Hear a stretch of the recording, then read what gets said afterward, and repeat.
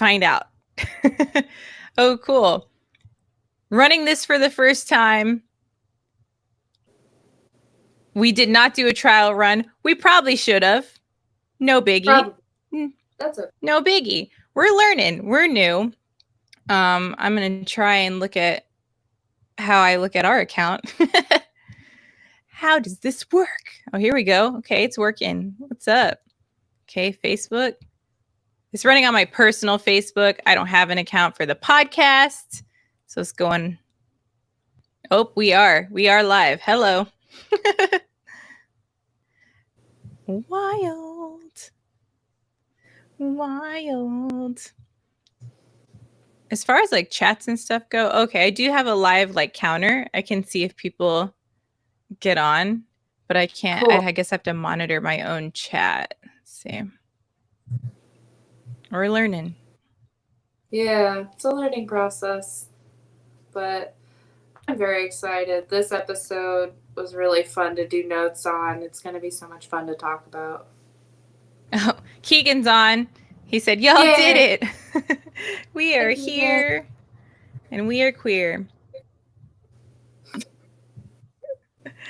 Keegan is on. Hello. I'm going to fix my bangs while I have the time. They look in hot mess express. What is up? That's so much better. We're just we'll just idle for a bit. I know we're supposed to be on at 7:30, but it is 7:52, and in typical Bella fashion, I'm double fisting and late. Party on, Wayne. Party on, Garth. Huh? What are you drinking? This is a Cosmo in pure, yeah. Let me see how chat. Oh, chat works here. Here we go. Awesome. How does that work? Sorry, guys. We're learning. We're learning. I'm figuring out. We're using Riverside. If you ever had a question of what we stream on, it's called Riverside. There's pros and cons to it all. I like it sometimes. Sometimes I don't. I don't know. It's for our first ever podcast for everything. It's very user friendly and I love it. This is the first time I've ever tried the live, so it's really cool. Really, really cool. So I'm going to just keep this open. I'm going to leave that here. Wild. I'm going to mute that. Cool beans. Cool beans. How fun. If there's anyone in the chat other than Keegan, you can say hello and we'll figure out who you are. If you want to remain anonymous, remain anonymous.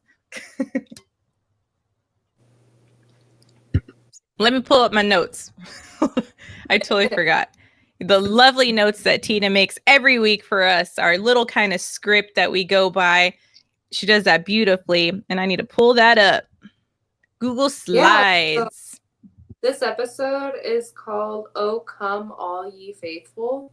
The main kind of point of this episode that all ties together, the theme is religion and how religion can play a part in your relationship, whether it's, sexual trauma, whether it's weird kinks that you got from your religious past, whether it's anything really, like religion and sex. Sometimes they mix, usually they don't. It's definitely funny how they kind of like ended it on this one. They're like, okay, here's our finale. This is our pilot. Let's end it on this one. Let's end it on some on religious shit. But I guess it helps tie into the whole ending. Like, I guess what's cool about like religion too is it's a deal breaker. And I feel like maybe the theme of this episode is deal breaker, So, all right, cool beans. I got that pulled up. Oh, I just deleted it? No, I did not. All righty then. So, make sure everything is running. How fun. Learning all this shit for the first time, y'all. Is very cool. learning everything by yourself is really fun. Alrighty. What time is now? 7:56. Looks like there's 3 people in the chat. Hi, hello. Welcome, Hi, guys. y'all. So typically, I guess we can start getting into the episode, doing our kind of intro. Typically, we say hi, hello, and welcome back. Welcome back to each other's soulmates. We are a Sex in the City broadcast. We are 2 broads talking about our 4 favorite broads in New York City. We are coming at you live, obviously, from each other's houses. This is where we film. If you did not know, this is unfortunately not a studio. We just live here. So, but we made it. We are at the finale, season 1, episode 12. Oh, come all ye faithful. Here we are. We did it. How cool that we're here. How cool, off of an idea. Here we are. People have been watching and supporting and being amazing. And here we are as a kind of, I don't know, just feels good. It feels good, I guess, like completing something, or like, you know, like at least we tried. Yeah. Yeah. Yeah. Yeah. So, how do you feel on that? I feel like I've accomplished something. It feels like a very solid milestone. We have there's like 6 seasons of Sex in the City. I think the last there's season, 6. Right? So we're 1/6 through on this journey, and it's been a lot of fun. Yeah. I've definitely grown a much deeper appreciation for the show through this. As much as I loved it before, I think about true. it than I did. That is true. It's definitely interesting. Not, I mean, we were watching it as an at a entertaining kind of angle, but we did analyze the show a lot before we did the podcast, in a more obviously casual sense. And this is a more like, okay, let's put like actual thoughts into it, Yeah, the script and everything. Yeah, it's kind of crazy. But yeah, before we like get in the episode, I want to thank my lovely co-host for doing this with me and doing this amazing ride. And it has been a great experience, I think, for the both of us as best friends, as women. It's been really interesting to see kind of how the podcast is like just not change, but just shaped how Evolved. we do things, how we Yeah. Like evolved. Yeah, there's a lot. Yeah, evolving is probably the best word for it, for sure. But yeah. Okay. So with that, let's get into the episode. Let's start talking. If people are on, say hello in the comments or the chat. The comments. This is live. I mean, yeah, you can comment too once it gets posted. But say hello. We love you guys. Thank you guys for tuning in. If you guys are, it's really special that that you guys are doing that, taking time out of your day to listen to these 2 bitches. So, but yeah, with that, let's just get into the episode. If you guys come on, we'll say hello. So, you want to start the episode off? Let's go. Hell yeah. And make sure to add some commentary or any kind of comments that you have. We will feel free to put whatever you want in the chat. Okay, so we start this episode off with Miranda. We don't usually start episodes off with her, so this is kind of a cool new start. But first scene of this episode, we have a very intense close-up of the Catholic guy's face. So Miranda is currently seeing a guy, and as we enter the episode, you have a close-up of his face as he is sweaty and he is actively nutting inside of Miranda. He's coming inside of Miranda, and he's repeating, "Oh God, oh God, oh God," over and over again, and he finishes, and they both kind of have this moment of just relaxing, post nut, and he bolts post nut clarity, and then he bolts to the room to go take a shower. So they didn't cuddle, they didn't say anything afterwards, just up butt naked out to go rinse himself off, and this bothers Miranda. So she confronts him when he gets out, and he tells her that when he was growing up, the nuns that he grew up with told him that sex was a sin. So when he grew up and started having sex, obviously out of wedlock, he takes a shower immediately after the sex every single time, like immediate.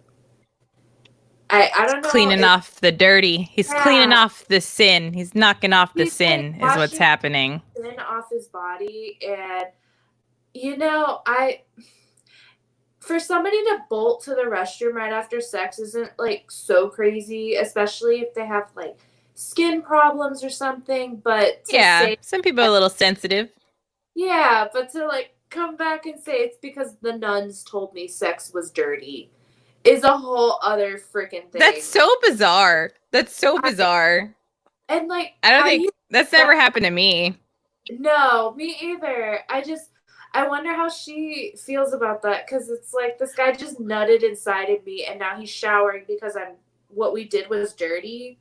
That's like a slap Well, in the. Miranda, like, also like being non-religious is like, and I don't think they ever like explicitly say their religious beliefs in the show. I think almost ever, like, no one really says. No, Charlotte does. Charlotte does, obviously, Yeah. but Miranda's definitely, I would assume, like, an atheist. So, oh I yeah, would, no, they do talk about it later in the show. You're right. You're right. So, yeah. um, but yeah, it is interesting. It is funny how oh, look at who's in the chat. Oh wait, you can't see, or can you? Can you see the chat, or you can't? You. I can't, but I love hearing what you're saying about it. I would love to.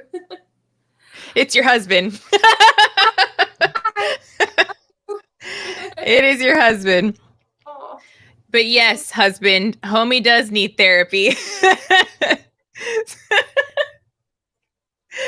Right on, right on. Um, And so instead yeah, of therapy, this bitch goes to her friend Carrie, who apparently knows everything. And they're obviously. discussing, they wonder, like we said, if this shower is supposed to act as some sort of retro baptism. Does it cleanse him of his sin? I don't know. And Miranda is very clear, like, I would not have gone out with this guy had I known he was Catholic. And she even says they should make them wear a sign.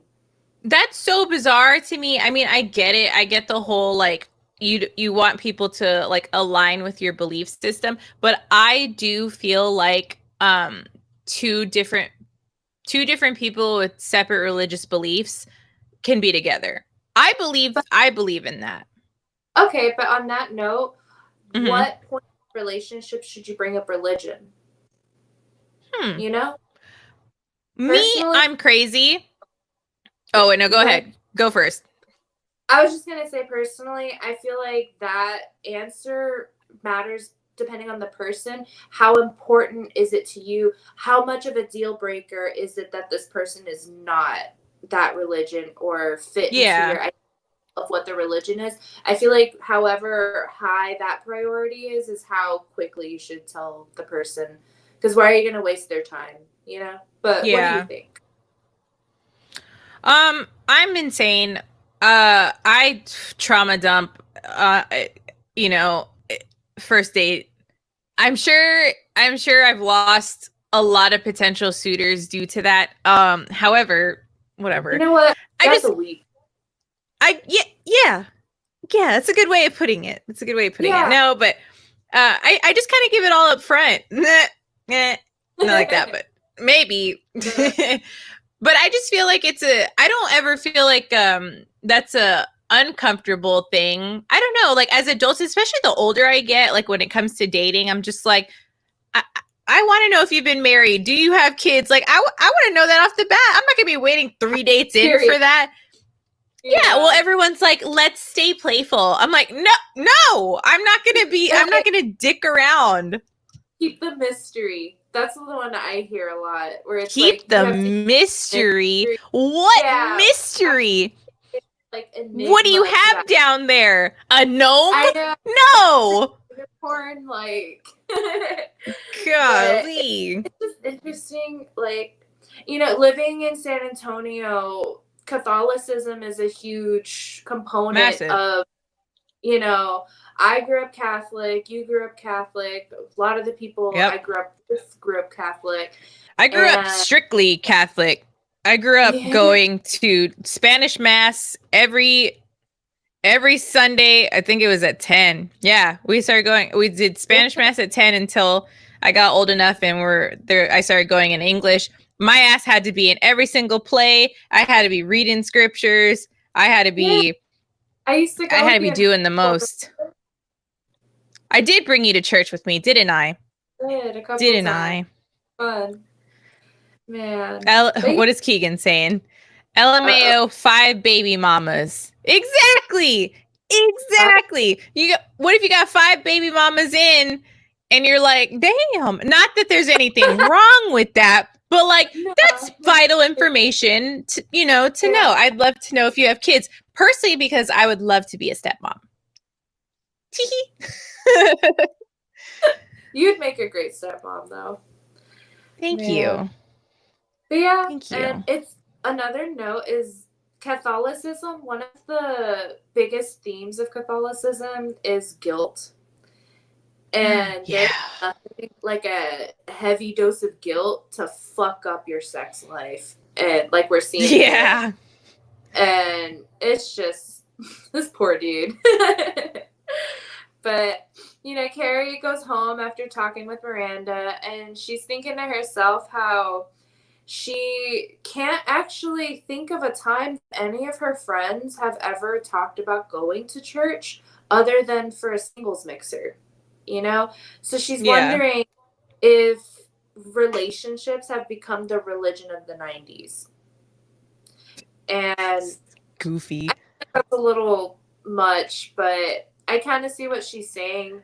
There's a The lot of like weird metaphors in the show. You're just Yeah, like, okay, okay. Yeah. But so while she's doing her research, she goes to the east side of Manhattan, and she's walking by a church, and she's looking at the people who are coming out of the church. And she is just saying how she grew up, the church that she grew up in was be nice to people and don't talk with your mouth full. Just very non religious. So she wanted to observe other people being religious. She goes to this church on the Upper East Side and sees everybody coming out wearing designer clothes and starts listing off all these different designers that she sees. And then she sees Mr. Big. And this sound clip from this scene is a viral TikTok. I'm sure you've all heard. Oh Yeah, yeah. it's This is the where bud wearing Armani on a Sunday. and there he And was. Blah blah blah blah blah. But yeah, very popular on TikTok. And then everyone, it's funny.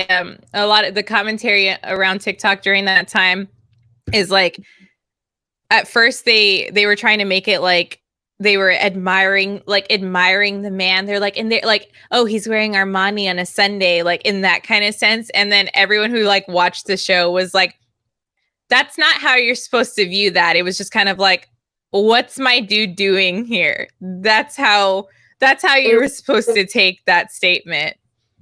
It was. She sees him and she just has this moment of like admiring him.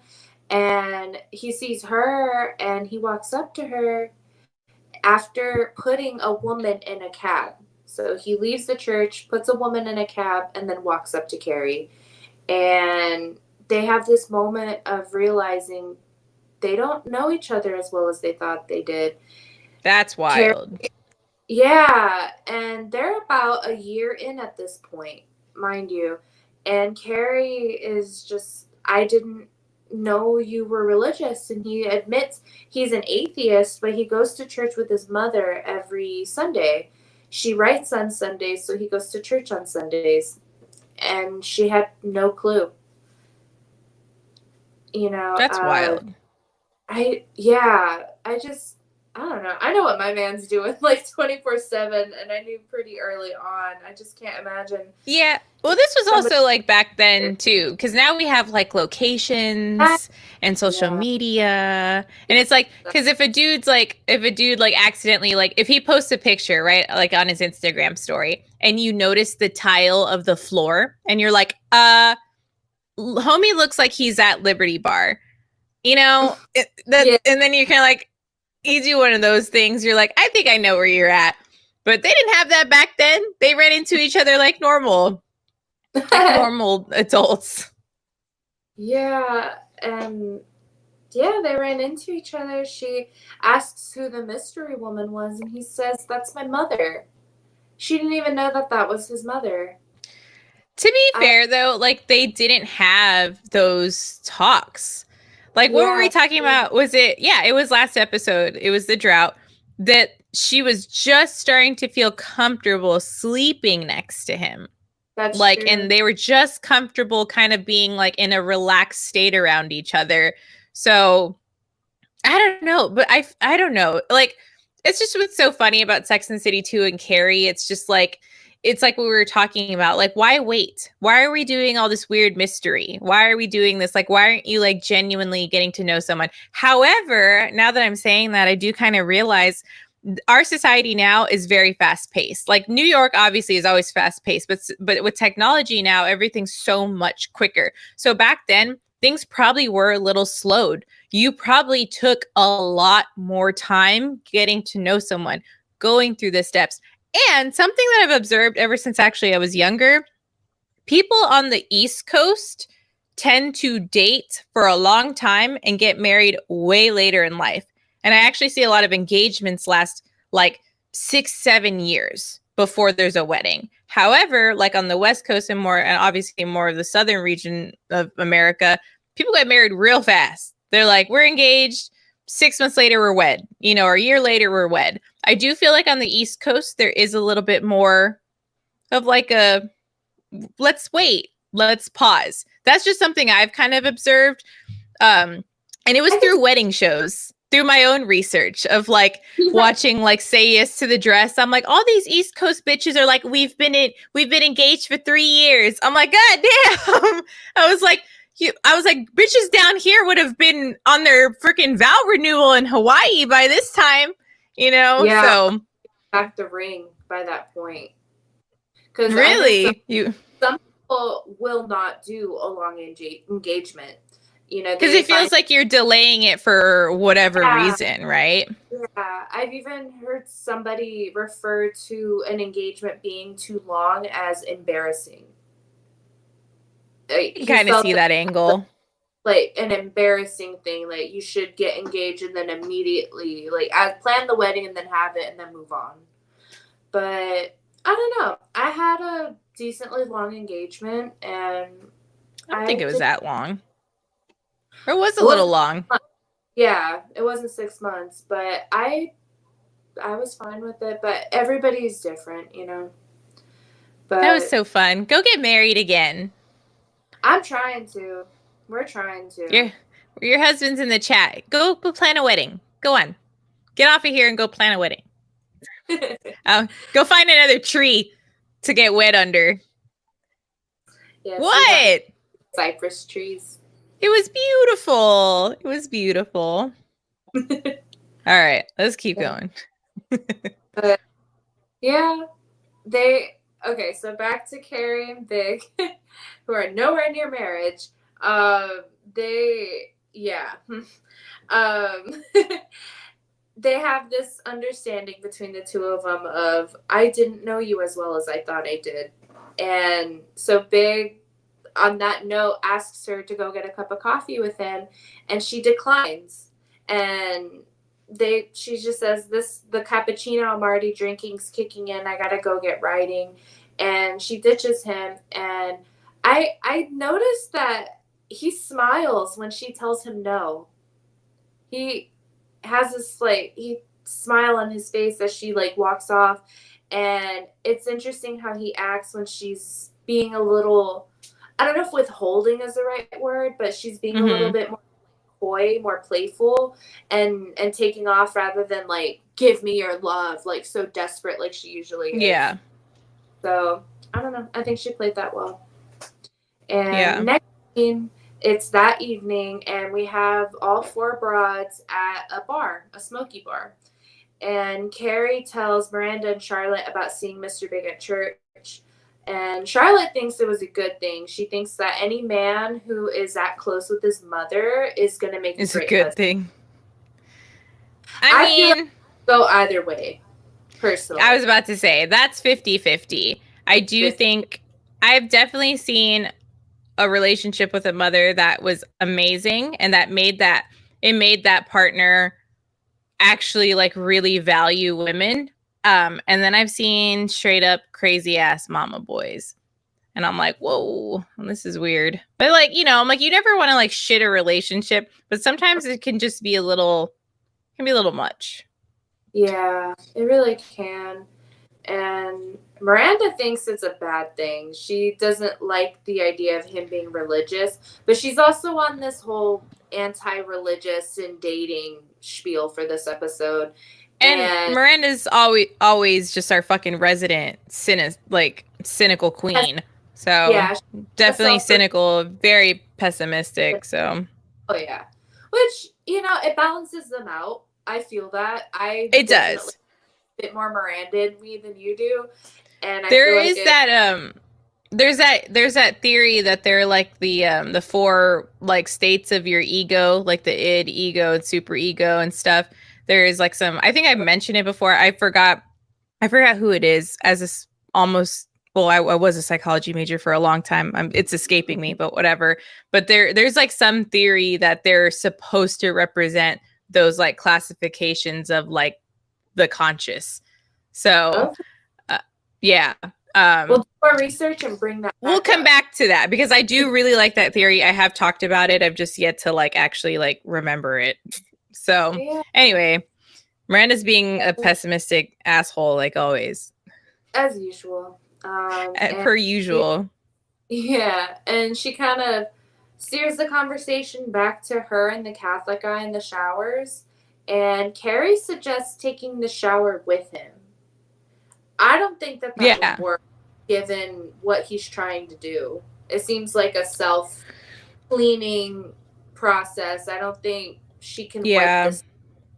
But I don't understand the psychology I think she totally. was probably trying to be like, well, maybe it'll kick the habit of doing that if you like maybe turn it into more of a sexy time, maybe it'll like deviate him um from continuing that. Yeah. But Yeah. Miranda's just like, I'm afraid to. I think he'll pull out a cross and some garlic if I try to go into that shower with him. Just like, no, please, I must be clean. And Carrie just mentions, typical Carrie fashion, steers it right back to her and brings up what happened again and just says how much she's dying to meet Mr. Big's mother.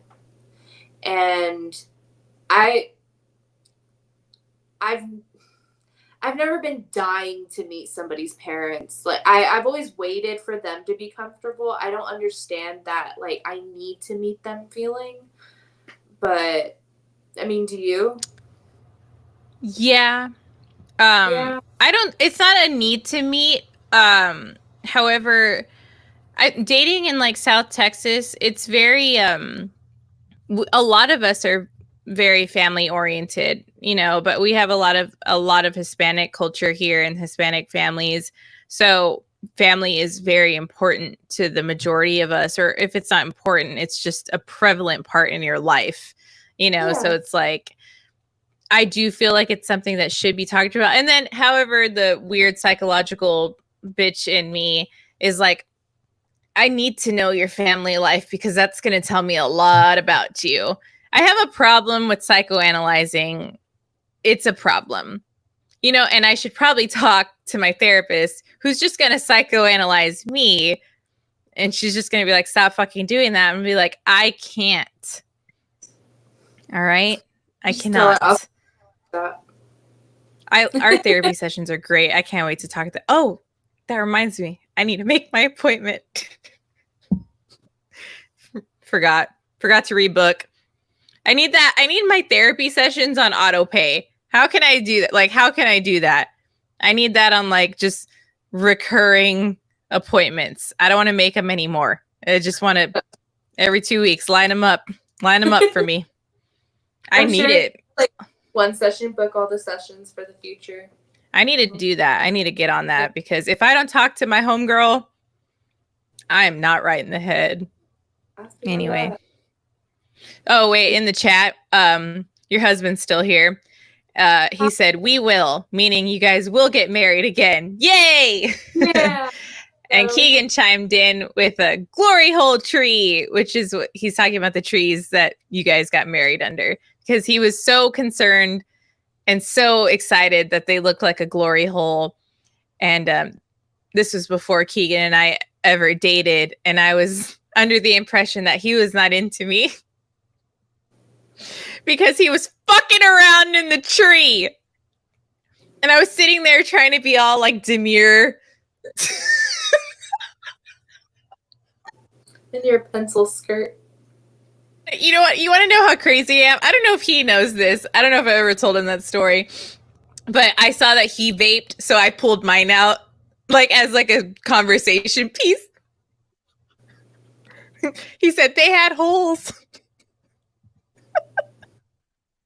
I'm so happy for him. Oh, Lord God. Oh my God. Man. If there's anyone else watching, say hello. Say hello. I see a little bit. I see like 4, 3, like kind of go back and forth. I know who's in the chat here. Homie's over here. But if you are here, say hello, please. We would love it. We'd love to have some more interaction. Yeah, it's been fun thus far. Let's get on with the show. Let's go. With that. Oh yeah, so we get an update on Samantha, and she is ready to give an announcement. It's big news. This is crazy. She's in love. It finally happened. Samantha Jones is in love. And they're just all in disbelief. They compare her saying that she's in love to the parting of the Red Sea with Moses. It's that unfathomable. But no, she took herself for a date. She took herself and bought a table at a jazz nightclub and was just there listening to music by herself. And this man comes up to her, who we know as James, and he's just really sweet with her. He's very flirtatious and very forward, but extremely sweet about it. He just starts complimenting her and talking to her, and as they're walking home together, he offers her a bite of his donut, and she takes a bite and she says, "Wow, it's heavenly, and I never thought I'd get there." And just to like pause on that, Samantha's vilified so often in this show for being an openly sexual person. And she actually says right here, "I never thought I would make it to heaven." That, like, I don't know. But he replies to her, he's like, "What? An angel like you?" And oh, yeah, James. And yeah, she's hypersexual, but it feels good to be spoken to like that, like whoever you are. And yeah, it was a very organic and you see right? Samantha yeah, it's a meet cute. You see Samantha get hit on a lot, and you can see that she's playing a game with everyone prior. As someone who does enjoy flirting, you can tell when it's a flirt. You can kind of be like, oh, it's fun game. But this is the first time you notice Samantha being like, oh, it's not just a flirt. Courted. Yeah. She's being courted. And it's so interesting that they throw this into her storyline, but I guess it makes it important. So yeah, and she's so smitten with her courting that she decides not to ask him upstairs in hopes of seeing him again. And he does. He asks her out on another date. He asks if he can see her again. And it's really sweet. And so they pan back to the girls back at the bar because, mind you, this is what Samantha's telling them at the bar. Samantha just mentions how much she loves talking to James. She says, I've totally given up on the idea that you could actually talk to men, which I feel that sometimes. Not with my husband, like men in general, dude. Sometimes it's hard. But she just he's so sweet to her, and they actually talk about things, and she can actually have that with him. And then she turns to Charlotte and says that she owes it all to her for spewing all of that bullshit about not sleeping with men all so quickly. You're like, okay. And then Samantha Okay. that if she hadn't had sex, if she had already had sex with him, she probably wouldn't be in the position that she's in. And she's just so happy. She actually says he's somebody that she could see herself marrying. So, like, first of all, she says she could be in love, which is crazy, and then brings up marriage on her own. This is Samantha Jones we're talking about here too, Yeah. you know. And it's so funny because watching Samantha be all lovey-dovey, hearts in her eyes, and actually seemingly being able to snag a man, Charlotte, her little alarm bells in her head go off, and she starts freaking out a little bit. She says the idea that Samantha would get married before she did shook her to her core. I can see that. I can That's see that. I feel like that's kind of bad friend behavior. I can see like the part of I it don't because think that's it's bad don't friend. I don't think it's bad well friend. I think it's just when you intrinsically want something so much, you can't help it. I mean, truthfully, yeah, look, I mean, I've told you this 1,000 times. I always thought I would be, I always thought I was going to get married and have kids like right away. And you ended up, yeah, you beat me to the damn punchline, you know? And I was all like, yeah, whoa, where'd that come from? It was so funny too. We talk about this because in high school, it was like, I can't wait to get married. I'm gonna get married, blah blah. And you're like, 5 year minimum rule. They better do this, and that, and and like it's. I'm not gonna. You literally were like, I'm waiting till I'm 30, 35. Like you were like, I mean, so headstrong on like was on what you wanted and everything. And I was just like, I can't wait till the next guy just takes me away on a cloud. And yeah, that never happened. And Christina ended up getting married first. Which is yeah. cool. I mean, but it's cool because that's the way life works, right? It's like you want, you think of something, it doesn't always pan out that way, whatever. But that's just how life works. It really But you have is. this beautiful, marriage and like family now, and it's just cool the way life works. Yeah, it is. And life is not working the way that Charlotte wants to. So what does she do?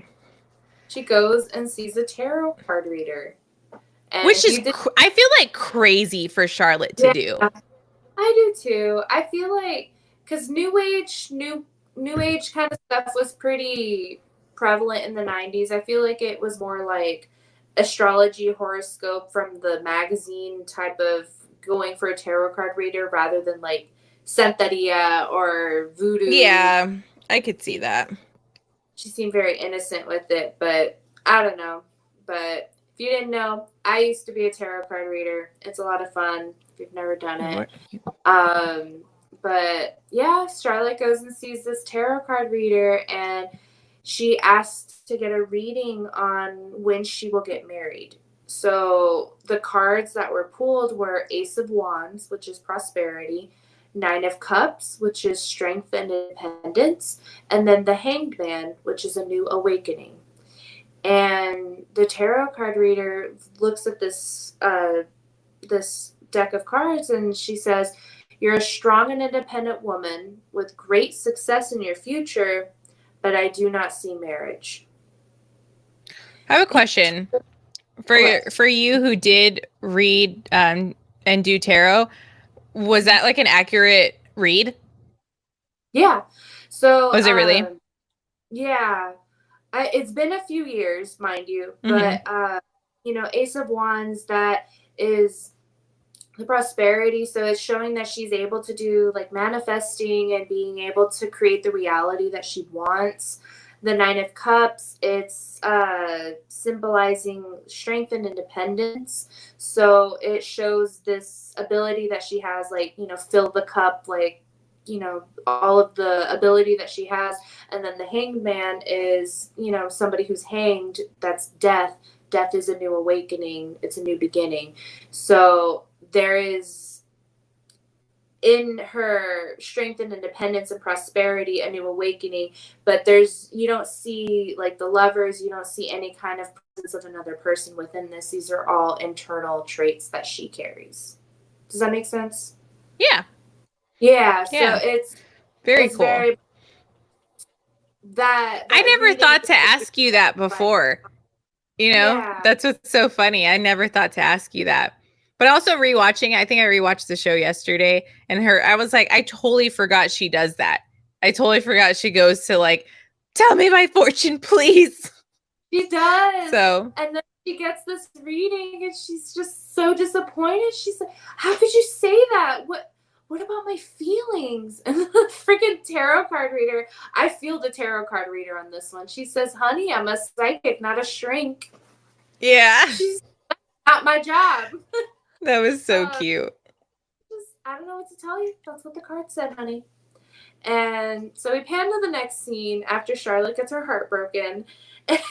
And we have Carrie and Big at his apartment, eating dinner together. And Carrie starts pushing, when am I going to meet your mom? When can I come to church with you? How about this Sunday? You know, just pushing. And he tries to dodge the question at first. He is like, well, what religion are you? And it's like, I didn't take you for the religious type. And she's like, well, what type am I? And he's like, the incredibly beautiful and charming type, I guess. And eventually Okay. she puts her foot down. She's like, I want to go hang out with you and your mommy. And he politely puts up a boundary with her and is just saying, this is something that my mother and I do privately. Okay, so like pause at that point. Fair. That's a fair boundary, right? Yeah, Especially if you're dating. absolutely. He's a 40-year-old man. Like, it's not like you're teenagers and you still live with your parents and one of them has to drive you to your date. When has Carrie ever had appropriate boundaries? No, that's true. She never has correct boundaries with her partners, but like when people overstep hers, she throws a fit. She does. But Ridiculous. it takes this as a personal attack. And Yeah. you Well, can't. welcome to insecurity. It seems a little narcissistic too. But Yeah. But okay, mind you, all of this shit is happening, right? He cuts the silence by asking her if she wants to go to the Caribbean with him. You know what's interesting? I remember watching that again and I see where he's coming from, but I honestly think if they took a trip together, it probably would have like changed the trajectory of their relationship. How so? Because when had okay, like spoiler if you've never seen the show, when have they ever taken a vacation together? And what's a pretty known thing. You don't know someone until you go on a road trip with them, or you don't know someone until you go on a vacation with them, because That's there's this very. added stress from this not day-to-day life. I mean, yeah, it's supposed to be vacation, but let's be real, traveling is stressful. Situations are different, and if you don't have that, you also there's also a lot of conflict resolution when it comes to traveling, and you get to experience your partner go through that, right? Like, okay, our flight got canceled. How do you react to that kind of stress? How are you going to deal with this? What's going to happen? I they never They never do that. I've never seen them do that. And I it's funny because he was just about to treat her the way he treated all the other girls he started to date. Remember Passport Girl? Like, oh, right. So Carrie wanted to keep him in this bubble of New York City. Yeah. You'll see that later in the show. Like, his life is not just New York. He's so much bigger than that because he has to be. Hello, he's Mr. Big, Yeah. So it's just kind of like, why don't you want to go to Aruba with this guy? Maybe he'll feel so relaxed on vacation, he opens up more to you. Maybe, Yeah, maybe not. that was my thought too. Was like, that seems like a very distinct amount of time of uninterrupted intimacy, not just like, sex, but intimate conversations. You're out in another country with this person alone. That's I don't know. But traveling with someone regardless, like it's interesting. I recently went on a date where I went to another city with someone, and that was wild. That was wild for me. It was definitely interesting. It was definitely an experience because you're like, I don't really know this person that well, but here we are having to like do things that aren't like the norm of a first date, It's interesting. It's interesting. that is, man. But what would you do if you were dating a guy for a year Okay. and you wanted to meet his mom and he said no? But then Red flag. offers you First of all, oh well, okay. yeah, but then offers you a trip to the Caribbean. What would your thoughts kind of be?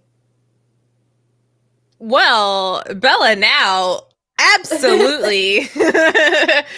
Like the thought of going on vacation, literally, like, especially like today, sounds amazing. It sounds amazing. It has been a week and it is only Wednesday, guys. But For real. I just But think, do you well, feel also like just that what? do you feel like, like erase what happened? A little bit. It does kind of diminish what the concerns are, but I feel like that's a big subtle way of being like, you need to know your place, and Carrie won't read it. Ooh, I didn't catch that. Think Huh. about it. Think about it. Like, Your we talk about it all the time. He pacifiers this bitch. He has no intention place. of making her a wife, and she just refuses to acknowledge that. Yeah. And Ugh. we don't find out until a couple seasons after how big's feelings come into play, actually. Uh-uh. And Oh my god. this isn't technically a vacation for them, but they are somewhere not in New York when this happens. You guys I will remember. have to wait. Yeah, You guys will have to wait to find out. What's his exactly. name? Mr. Winkles? I think it's Mr. Winkles. If you don't know who that is, you will if you watch the show. If you don't know, then you better know. Man. Anyway, But so yeah, no, Carrie, they don't go to Aruba, obviously. you don't know that yet. They don't go, all right? Spoiler. Man.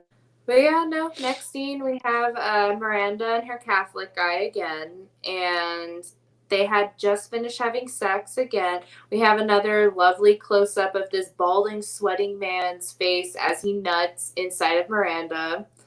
It's right in your face. And you And want to know what's so funny about it? It's in what? missionary. It is. It is. Both times are missionary.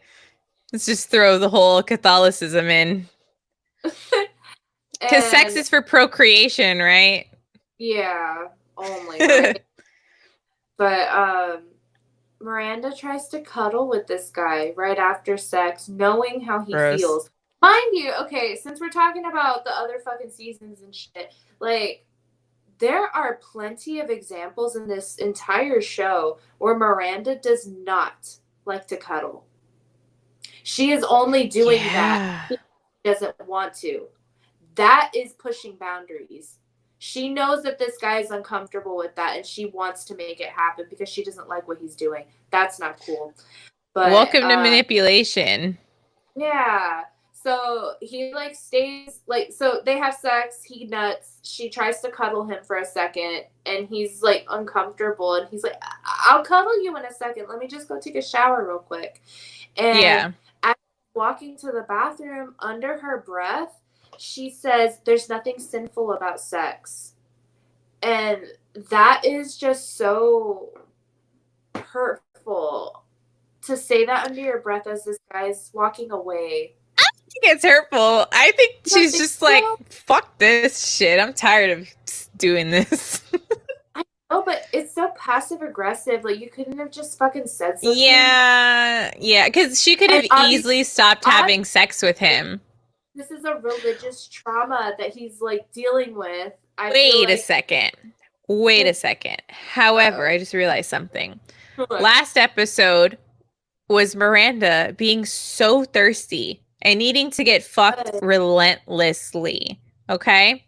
So now we literally, it's so funny, right? We go from Miranda like yelling at construction workers, like, I need to get fucked, right?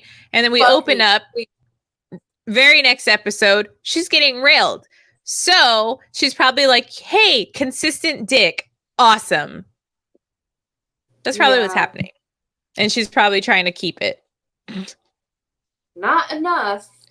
Because there's nothing sinful about sex. Like, under your breath, as this dude's walking away, like, and he turns around and he gets defensive, and he's like, oh, thanks for clearing that up. And what is that? The gospel according to Miranda? I love that line. I loved their whole wait, we forgot to mention. Hold on. This I really liked this. When we open up the episode, Carrie mentions that this guy's a brand new playwright in New York City. He's a brand new playwright, meaning he writes plays for like Broadway, for, you know, just like plays and all that shit. So here he is starting to like lose his shit at Miranda. They're kind of at the brink of like a little argument. But yeah, go forth.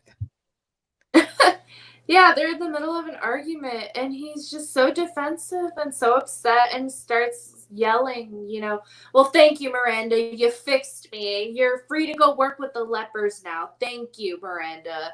And he walks away. He comes back, and he's just, I'm going to go take a shower. And when I come back, I would like it if you were gone. Oh, yeah. We're at his apartment, right? Yeah, because that's his apartment. And as she's getting dressed, we have Carrie's monologue going over, and he wrote a screenplay about this whole scenario, and he called it The Shower of Shame. But apparently it was a hit. It was a hit. It was a Broadway hit. If I was Miranda, I would have bought front row tickets for that and saved the tickets. Like, this is about me too. I would have loved that. As a Leo, I would have been like, this is about me. This is about me. Hell yeah. You're welcome. You're welcome for the fame. I hope I get famous, so if I ever write a joke about someone, they can be like, it was because of me. Man. And then this next scene is just like, honestly, trigger warning. I feel like a trigger warning should be put on this scene. So it's been 2 weeks, and Samantha and James finally decide to have sex. And right before they have sex, they're saying I love you for the first time too. It's this whole moment, and Samantha just like crazy. Tells James, unzip, put it in. I need you now. Give me the dick. And he happily does so, and he just like unzips his pants, gets on the bed, thrusts into her, and Samantha's like, okay, put it in. And he says it is in. This is a perfect time. I need to hit my vape. Moment of silence / vape break. It already is in. I don't know if I can vape while live streaming. I feel like I don't know where I learned that or something. Like people were like, "Oh, you can't like drink or vape or whatever." I don't know. Really? Oh, I needed that. That was my first hit of the day. Whew. Anyway, so But R.I.P. James. If yeah, Keegan's still watching, you can do your. So, do you know that reference of Wendy Williams? She was doing. I don't know if it was a Halloween episode or whatever, and like they pan to a guy in a mask, and she's like, "What? Wait, James?" And like it's so. Have you ever heard that audio on TikTok? If I showed you, you'd probably be like, "Oh, I've heard it maybe once," but we say that all the time back and forth to each other. We're like, James. So it's just funny that that's the guy's name. But yeah. RIP. And here's the thing. Here's the thing. I hate this whole like debate or fucking debacle of like, oh, women just want guys with big dicks and blah blah. It's not about the size. It's not about anything. It's how the process is. It's how you use it. It's the intimacy. It's everything. Every Sex is more than just penetration. I want that on a bumper it is. sticker. I want that tattooed on my forehead. That it just I can't with these shows sometimes. But this was Like New York in the 90s. that's true. But yeah, the scene is just really hard to watch because after she realizes that that's the length of his dick, he's still happily thrusting in her, and you see her face just She she's just like upset. it just drops. She's Yeah. distraught, and he's still thrusting in her, and it's just hard to watch. But we have the next scene, and speaking of fucking hard to watch, okay, so we have Carrie and Miranda, and they snuck into Mr. Big's church to spy on him. Oh yeah. I wouldn't These do bitches this be at my. wildin'. I can't fucking imagine doing it as a 30-something-year-old woman. Ugh, it's just But you know what's funny? alone. This is the equivalent of stalking online back then. They tried to be secretive. It didn't work out obviously, but it just goes to show it validates me. It validates me and as a woman, as a single woman. However, I would never stalk in person because that's illegal. As far as cyber stalking goes, I don't really know the laws in Texas of that. I should probably find that out. But yeah, they went to go sneak and watch on this guy. So this church is set up where they have the seating on the ground level, and then they have a balcony seating. There's a balcony seating, yeah. Stage is in the front, and Mr. Big and his mom are a few rows back in the floor seating. Carrie and Miranda are on the first row of the balcony seating. So they're looking down at him. He has no idea that they're there. He's there with his mom.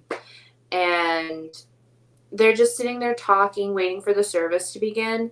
And Miranda mentions how all religions are meant to screw up people's sex lives. And there's a lot of truth to that, I feel. I can't think of too many religions that are beneficial to sex lives.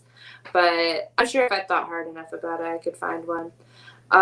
But we have Carrie watching Mr. Big and his mother and mentioning how just watching him there with his mother, just being a good son and taking her to church, tall and proud, just sitting there minding his business, she fell a little bit more in love with him.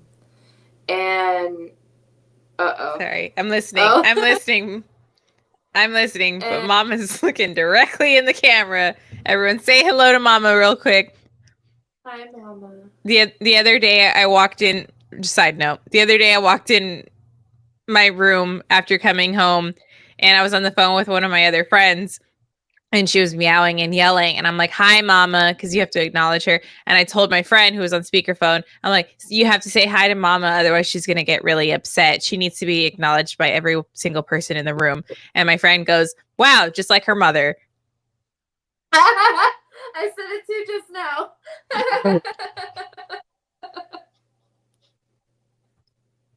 That is your daughter. I am a Leo, and that is my. She's a Pisces. No, I'm sorry. I do She's an not. Aquarius. Excuse me. That, She's an you Aquarius. don't know your cat zodiac sign off the top of your head? Look, I made myself a double. It was a long day. We're trying out this live streaming thing. It's been a blast, but like my brain sometimes doesn't work. I'm here for comedic relief only. Just kidding. Oh. Okay. Oh my god. However, this next part though. So ugh. they get a glimpse at Mr. Big and his mom, Carrie Miranda, do, and they're about to leave and just go get breakfast somewhere together. Carrie drops. She literally says, "Yeah." She's like, "Oh, let's go get eggs," and then she drops the Bible. So the Bible slipped off the counter of the balcony seating. It dropped somewhere like 20 feet down. And this is, we're talking like a huge cathedral church. This is not like a little room. This is a big church. Huge, balcony seating. Balcony seating. Stained glass windows. Stained glass, I was about to say, stained glass windows, the whole shebang. Tall, just a beautiful church in New York. Like, very, very expensive looking church in New York. And everybody in the room looks at her, including Mr. Big, and she tries to laugh it off, but it's just so bad. It's so bad. She's all like, oops. Dude, insufferable. If you asked me what's one word to describe Carrie Bradshaw, insufferable. Wait, let's do this real quick. It's live. I don't give a fuck. Let's pick one word to describe the girls. Carrie for me is insufferable. Miranda's pessimist. Okay. No, I want your opinion. Oh, that is my opinion. Miranda would be pessimist. I feel like we and Carrie? Her. Carrie, messy. That's the word that I would use. I feel like she does too much reaction versus actually thinking about it, which is funny because she's a writer and her job is to think about stuff like this. But that aside, I feel like Charlotte would be traditional, and I feel like Samantha would be trisexual. I love that. I love that. Oh, hey, Alonzo's in the chat, and he's saying, Mr. Big sounds like a big jerk. Who's the slutty one? Samantha. Samantha. Duh. And like I have a love-hate relationship with the word slut or like slutty, because I'm like, whatever. I mean, it's good and it's bad. I love Samantha Jones regardless of her sexual nature of her whatever she does. But yeah, Samantha's a slutty one, and I think she would say that proudly. I think so too. She would be like, "Sweetheart, I'm not slutty. I'm just sophisticated in sex." Honestly, and she would say it like that too. Exactly. I need to work on my Samantha Jones impersonation. I heard you do it. You're really good. You just gotta like get it to. I need another drink. I do that, and I do a good Jennifer Coolidge if I'm fucked up. I'm just kidding. You really do. You know what I learned I can do recently that I've yet to do in public though? I need to karaoke Britney Spears. I can do it. What? I can do Britney. Yep. It's Britney, bitch, up in here. We should go to karaoke soon. When your next day's off on the weekends, we should go do karaoke. Someone said, I like Samantha. Chris said, I like Samantha. Hell yeah, Chris. Thank you. I love Samantha too. Cheers. Okay, the Bible falls. The Bible falls in the huge church. The Bible falls, and after the service, Miranda's just like, come on, dude, let's dip. Let's get out of here. And Carrie's like, no, no, no, no. It'll be weird if they saw me do that and I don't say hi.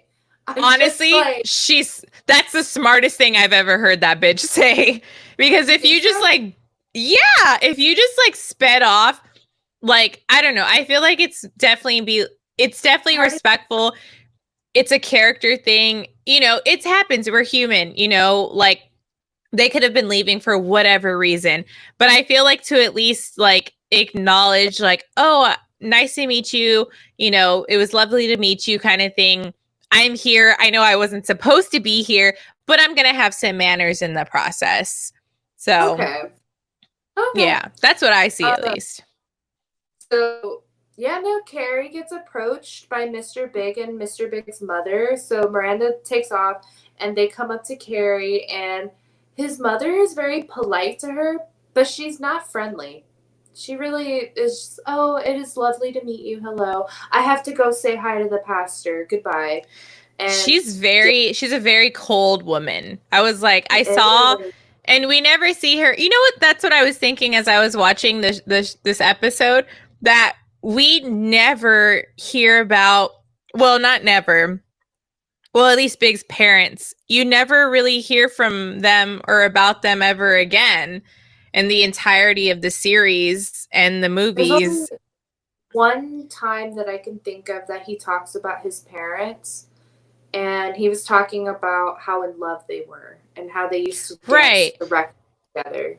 And we But that's see it. we see right, and then in the ladders we see siblings that we never knew of, but we also, Yeah, like, we have to acknowledge too, I think around this time, oh, we can't, I don't know, I'm not spoiling this part, but yeah. something really crazy happens and you have to assume that his parents are not alive during the time. So it's just kind of like they just filtered off and were never a part of the show ever again. I don't know why. They don't do a lot of parent acknowledgement in the show, which I find fascinating. I feel like that, you know what? If I ever got to sit down with the writers or the directors, I would have loved to pick their brain on that. Why did you not include any kind of family element except for like siblings, maybe? You know? So, That's just the side point. note. Yeah. Yeah. You're listening. We want to know. Yeah. I would love, we should I'm going to write a letter. You're a white woman in Dear America. Letter? Dear Mr. Darren Star. That's his name, right? I think so, yeah. I am a white woman in San In America. Antonio. And I need to know. I have some questions. Questions. Okay. But get this, dude. He introduces Carrie, the woman he's been seeing monogamously for a year. He introduces her to his mother as his friend. That's it. This is my friend Carrie. This is what does it for me. Another vape hip. R.I.P. Carrie. Yeah. And R.I.P. Carrie, because holy shit. that would What do we got in the chat here? destroy. Because the writers stink. Thanks, Alonzo. They didn't know how to flesh out other characters. More time for Carrie to talk about shoes. Honestly, we should have a count of how many times Manolos is like in the show. Like how many times is said, or like Jimmy Choo's Manolos. Like that'd be so funny. What's Keegan saying? Dear Mr. Sex in the City.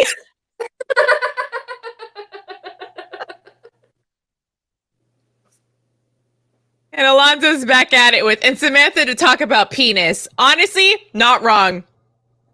Not wrong. Especially, I know we're ending season 1, but season 2.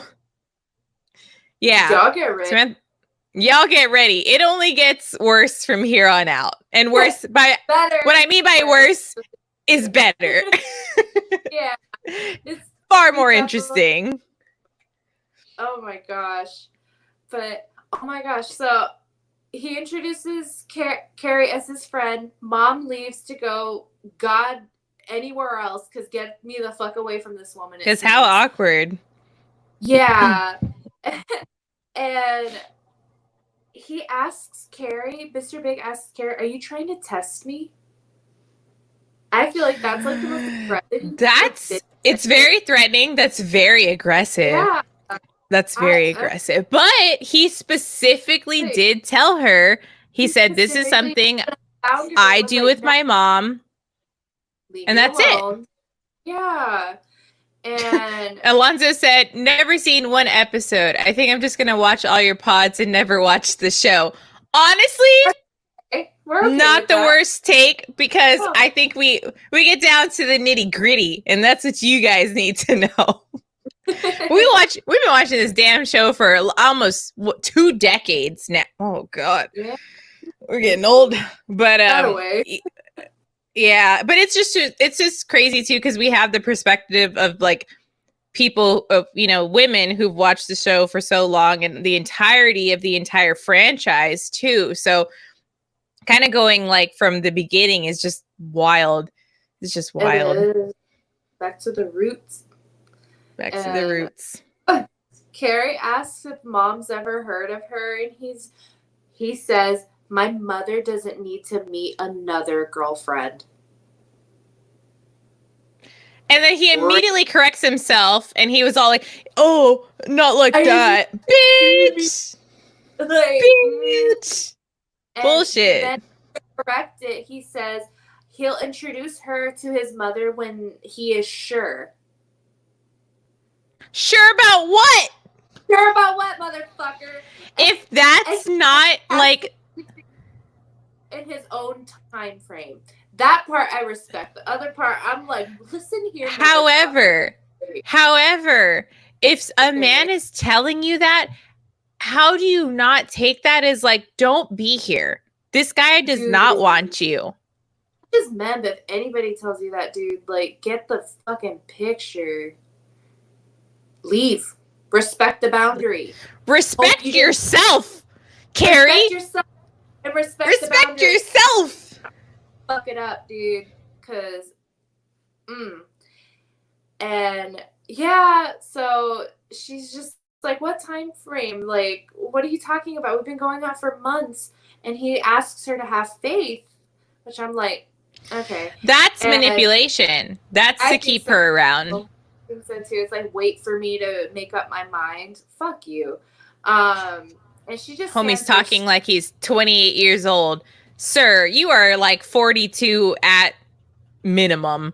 No, for like the fuck. I'm not ready to commit. I'm like fucking receding hairline, almost 50 years old. Like, however, Big does not have a receding hairline at this point. I can see why Carrie is like, let me completely devalue myself to get this man. Because been there. Oh my gosh. But no shame in the weird dating game. He cuts off the conversation and says, I gotta go get my mother home, which is a fucking lie, because if you remember the first time, he put her in a cab. Put her ass in a cab. He did. He just wanted to get the fuck out of there. And maybe they were having breakfast. Who knows? Maybe.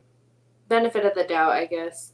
And he cuts off the conversation. I have to go get my mother home. And he says, we're going on vacation soon. We'll talk then. And then Carrie's like, obviously trying not to cry, and it's just like, just go. It's okay. I'm okay. Just go. Alonzo said, spoiler alert, I didn't know about Big's hairline. Oh my god. Actually, I feel like the entire like franchise, he maintains like a good head of hair. He does. Even when it goes white. Yeah, he gets a little salt and pepper. Yeah, I feel him. Big's hairline. He's a good looking man. Let's be real. I feel like the majority of the men and women in Sex and the City are like, obviously it's a show. I'm like, they're all attractive. What? Agree to disagree on that one. Well, hold up. Who do you feel like is like butt ugly? Just this episode alone, Catholic guy. I can't stand his fucking face. Oh yeah. Okay, well, like more so. I think I'm more so talking about like main characters.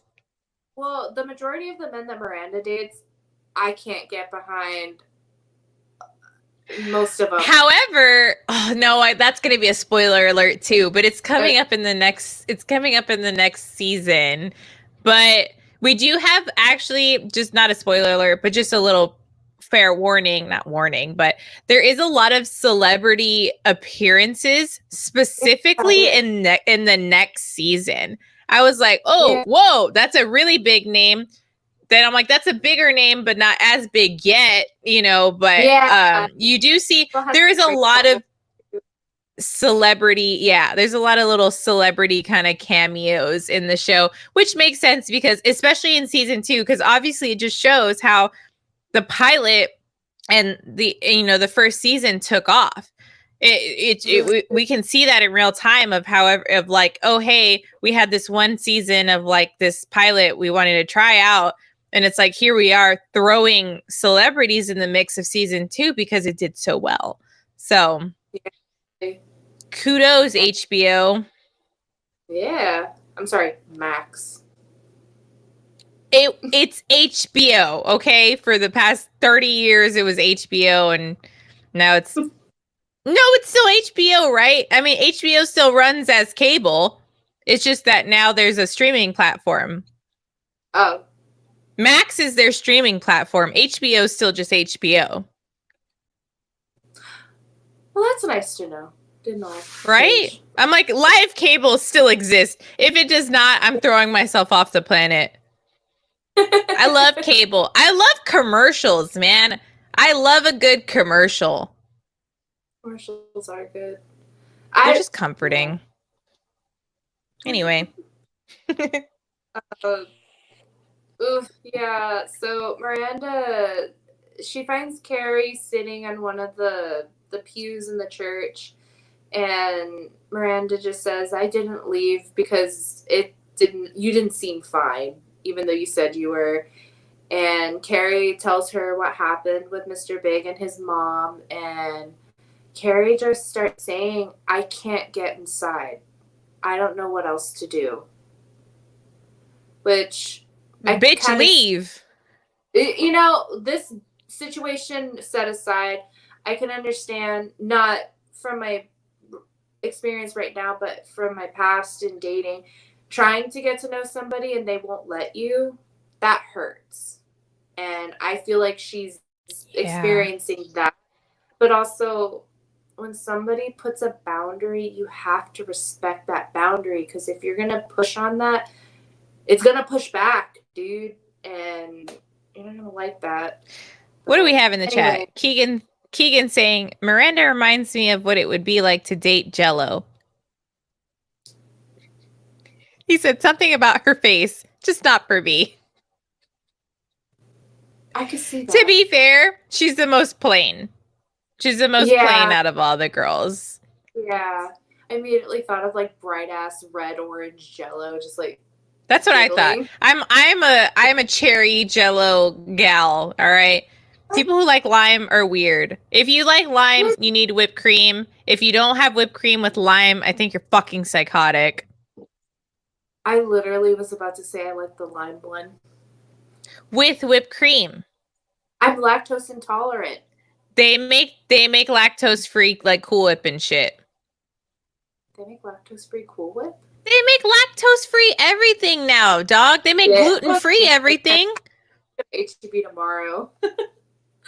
Yeah, we can look at dude, with all the dietary restrictions that are made up, I'm just kidding. But they make a lot of no, but a lot of people do gluten. No, I agree. Their lactose intolerance is very real, but I feel like people play up the whole gluten thing. Chris said lime is good by itself. So Chris sides with you, Tina. He is saying lime is good by itself. Honestly, it is, but dude, how is putting whipped cream on anything and everything is always going to be better. Why does that make me think of the hot chick with the straw? Oh, and she's like, so what do I owe you? What do I owe you? It's on the house. Really? Shout out to Rachel McAdams. Oh my God. Your husband just said, like Jello. Yeah. What? Lime Jello is the best. Of course, Oh, your husband comes to your rescue. You know what, I love Alexander? him. Shut up. Blocked. Just kidding. Blocked from the Just chat. kidding. Keegan says, nah, like banana. Oh. Talk about block. Get out. Oh, that's blocked. Blocked. Get out. Banana? Get out. Blech. Get out of here with that blasphemy. What the fuck? I didn't even know they made banana. Artificial banana. I'm not a big banana fan anyway. Artificial banana. Oh my God. Like Okay, the here we go. smell of a banana Laffy Taffy would make me You don't like banana nauseous. Laffy Taffies? I hate anything banana flavored. Okay, I like do not. those Laffy Taffies are not actually based. The flavor is not based off of bananas now. They're based off of a banana that went extinct, that don't exist anymore. Correct. And it's Correct. still. You don't like it still? I don't like banana. You know what's interesting? My palate is like weird. I've never been the person to like exotic fruits. I don't like the taste of mango. I don't like passion fruit. I don't like kiwi. And it's not that I won't eat it.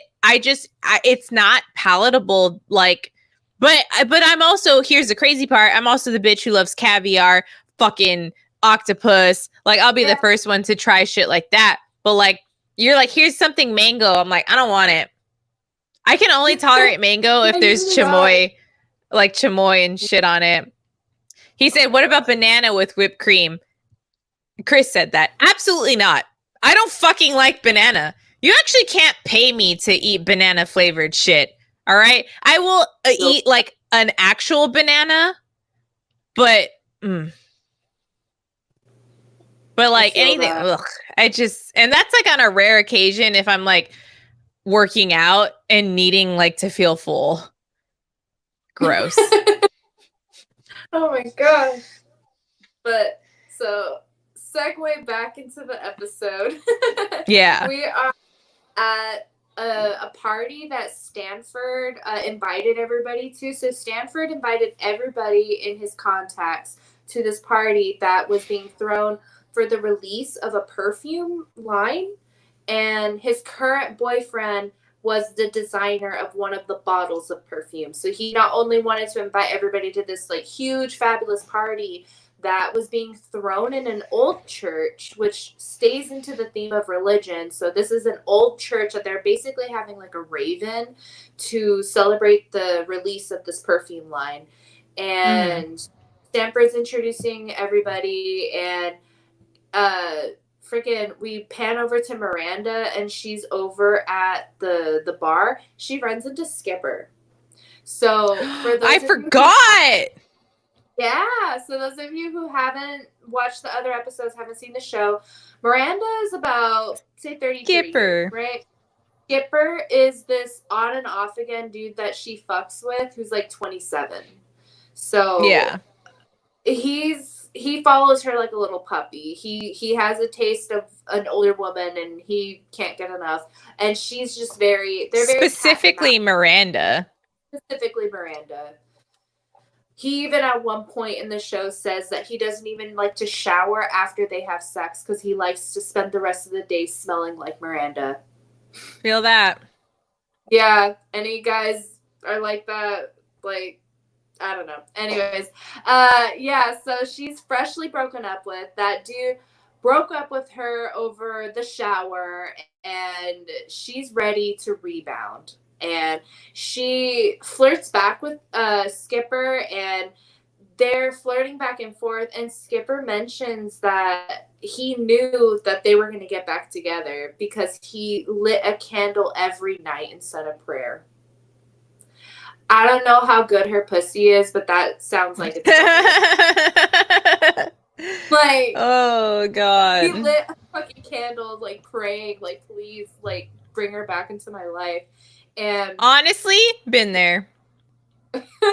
And she even mentions like the months apart shed a new light on him, but it also shed a light on his shower-free thoughts about sex. So she's just rebounding, and he's coming back with the love of his life. So very, uneven energy on Oh that. yeah. Yeah, it's messy. But Messy. at this party, the four broads go into the bathroom, and Carrie, Miranda, and Charlotte are all trying to get information from Samantha on how it's going with James. And at first, she's being very vague about it. She doesn't want to talk about it. And it was so weird because she was just talking about marriage and how much she loved him. But as they keep pushing, she starts crying. Like, in this Bawling. entire Sobbing. show, I think this is like the only time we ever see her cry. This bitch, like, No. I've seen her cry. it's a couple times maybe, but She like, cries not when like she meets this. one of her other love interests. She cries in the next season. I can remember a lot of times Samantha actually cried. Not a lot, Okay. but I can remember because I feel that as someone who doesn't cry a lot, um, I'm like, when Samantha cries, I feel it because I'm like, ooh, I'm like, you made a Leo cry.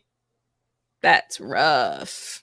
And you know what's Yeah. funny though is that it's very rare for me at least. Like obviously that what they've probably been drinking, right? That's why it was easy for Samantha to cry in public. The other time she cries, she waits till she's by herself. And I I feel feel that. that. Yeah. Rather fucking die than let you see me You cry. cry like a winner. Like, cry like a winner. Bella taught me that. Cry like a You cry winner. like a winner. Have you ever seen that movie Spanglish? This is a person. Have you seen Spanglish? Oh, fuck yeah. I love Spanglish. Yeah, you remember that whole scene I, where she's like one tear and then that's it. That's all you get. that's all you get. Get back to it. That is, yeah. But Samantha has a lot of tears here. She's fucked up about this situation. And they're just like, what's going on? Like, what happened? She's like, James has a small dick. And they're trying to make her feel better. And they're trying. They're Samantha. like, well, does he give good head? Like, is he a good Yeah, they're kisser? trying to like Like, pull out all can the he, last resorts. yeah, like, can he make up for this somehow? And Samantha just provides more details about why this situation actually is hopeless. And, you know, Charlotte is trying. Charlotte is a believer in love. She just always is to her last breath. And she tries. She's like, is he a good kisser? Does he give good head? Anything? And Samantha's fucking matters. Who cares? His dick is like a gherkin. I had to look up what that is. Do It's a you know pickle. what a gherkin? It's It's a a little pickle. pickle. I had Yeah, no clue. I like pickles. absolutely. The way that you I don't like pickles. And I I thought love that was really pickles. For a but good solid probably 6 months of my life, I think I legitimately only ate pickles and hot Cheetos and chicken patties. And to be fair, I was like the hottest I ever was. So I think I need to go back to the pickles, Cheetos, and chicken patty diet. when you say chicken patty, I immediately get flashbacks to school lunches. Yeah, those kind of chicken patties. Like the Love that shit. patty, The frozen ones, miscellaneous. the little circular chicken patties. I throw that shit in the Yeah. microwave for like 2 minutes. Eat that shit. So good. I lived off that shit, man. Oh my gosh. I love me some But chicken patties, man. Anyway, oh, we go back to Samantha. She's crying. She's sobbing. I'm so terrible. Listen to me. I'm a bad person. And she's talking about his gherkin dick. And Miranda says, don't beat yourself up. Like, you had certain expectations and you're disappointed. That's valid. She's validating her. And Samantha just was like, why? Why does he have to have such a small dick? I really why like me? him. Why? You know? And Samantha's like, I thought you loved So, him. She's just like, she well, reconsidered. she She did. And reconsidered. they all tried to mention times that they've been with small men, and it doesn't help. She just cries harder, you know? I so sad. And they tell her, like, there's ways to work around it. And Samantha, she says, I don't want to work around it. I love a big dick. I love inside of me. I love looking at it. I love everything about it. And it's like, amen, sister. I get it. Hey, you know? right. Okay. At the end of the day, that's Samantha's desires. That's what she wants. And at You the end of the can't day, fault someone for being honest for what they want. no. At the end of the day, Keegan said, "Girl dinner, girl dinner, oh, pickles and chicken patties, girl dinner, girl dinner, girl dinner." Oh, I miss girl dinner. I love girl dinner. I have girl dinner. Love me some girl dinner. You know what girl dinner has been for me lately? Fucking breakfast burgers from Whataburger. Which is why I've gained like 5 pounds and I need to stop because holy God. I forget that 11 o'clock is when you can get breakfast. 11 p.m. is when you can get breakfast at Whataburger. Once I found that out again or remembered again, I was like, game. Speaking of that, in about an hour and a half, I kind of want to go get a honey butter chicken biscuit. Oh my gosh. Sounds bomb as fuck right now. Yeah. But no, for real, like, not wanting to be with somebody because of sexual incompatibility does not make you an asshole. What makes you an asshole is how you handle it. You know, I feel Agreed. Personally. Agreed. But she cries. Jason just said, my biscuits. What do you mean your biscuits? You making biscuits? Let's go. You cat. I'm hungry. You're making no, not cat biscuits, real biscuits. Those are real biscuits. I'm just kidding. Those are actually, yeah. Hurry up, mama. You're behind on orders. Look at her slacking on the job. Look at her. She's just a baby. Look at that little slacker. I need 3 dozen right now, ma'am. You leave my goddaughter alone. That bitch? Yeah, that bitch. It's a baby. Gosh. But no, she cries and she says, when I blow him, it feels like nothing. And like, God damn. Hurts. That hurts, dude. Like I love giving head. Like my husband can attest to that. I love giving head. I think it's so fun. I think it's like one of the best ways to be intimate with your partner. It's fun. And it is. For her to say that it feels like nothing, that for somebody who's so sexually charged, yeah, you have to have that component. And you remember when we talked at the blowjob episode, she literally says that she's like, oh, they may have you by the ponytail or whatever, or what did she say? But you have them by the balls. You may be on your knees, but you got them by the balls.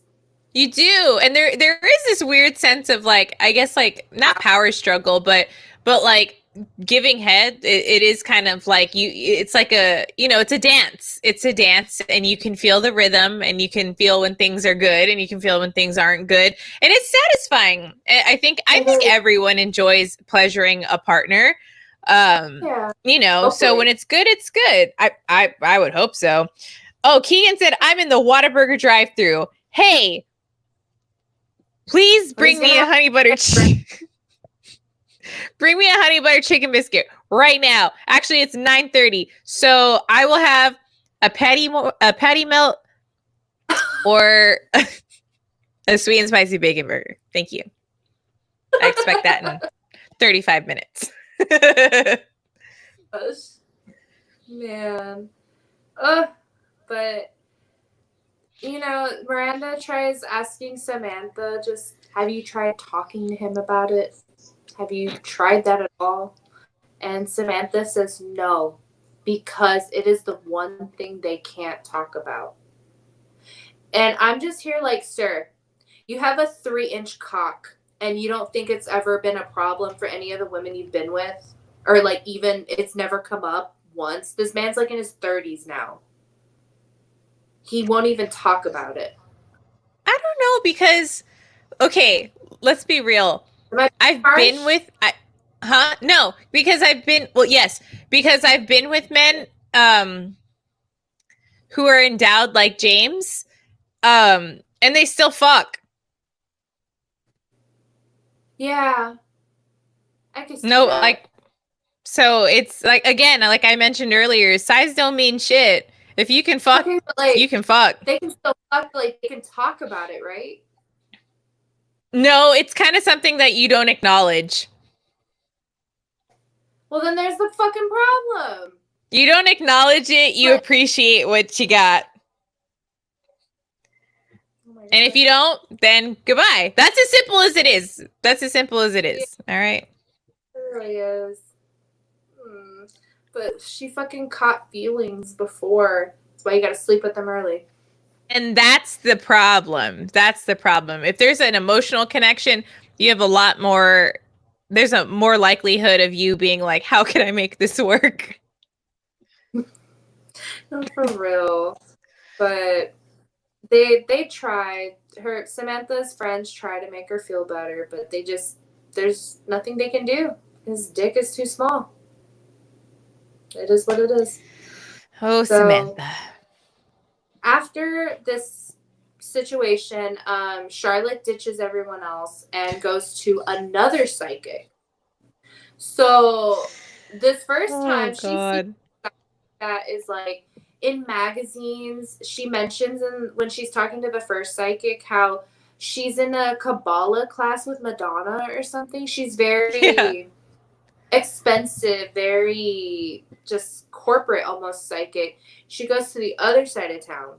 She goes to this Santeria sort of setup. She's got Yeah. candles, depictions of angels and Catholic symbols. There's a chicken in a cage next to them. There's just Chicken. all this. It's this whole It's very not ambiance. Charlotte. Voodoo. It is, and she asked them the same question. Asked them for the reading again of will she get married, and they call upon the saints for guidance. They crack an egg, and no yolk comes out of it. So That's they tell actually her, wild. yeah, I'd be kind of scared, not gonna lie. Yeah, But I'd honestly be like, I knew it.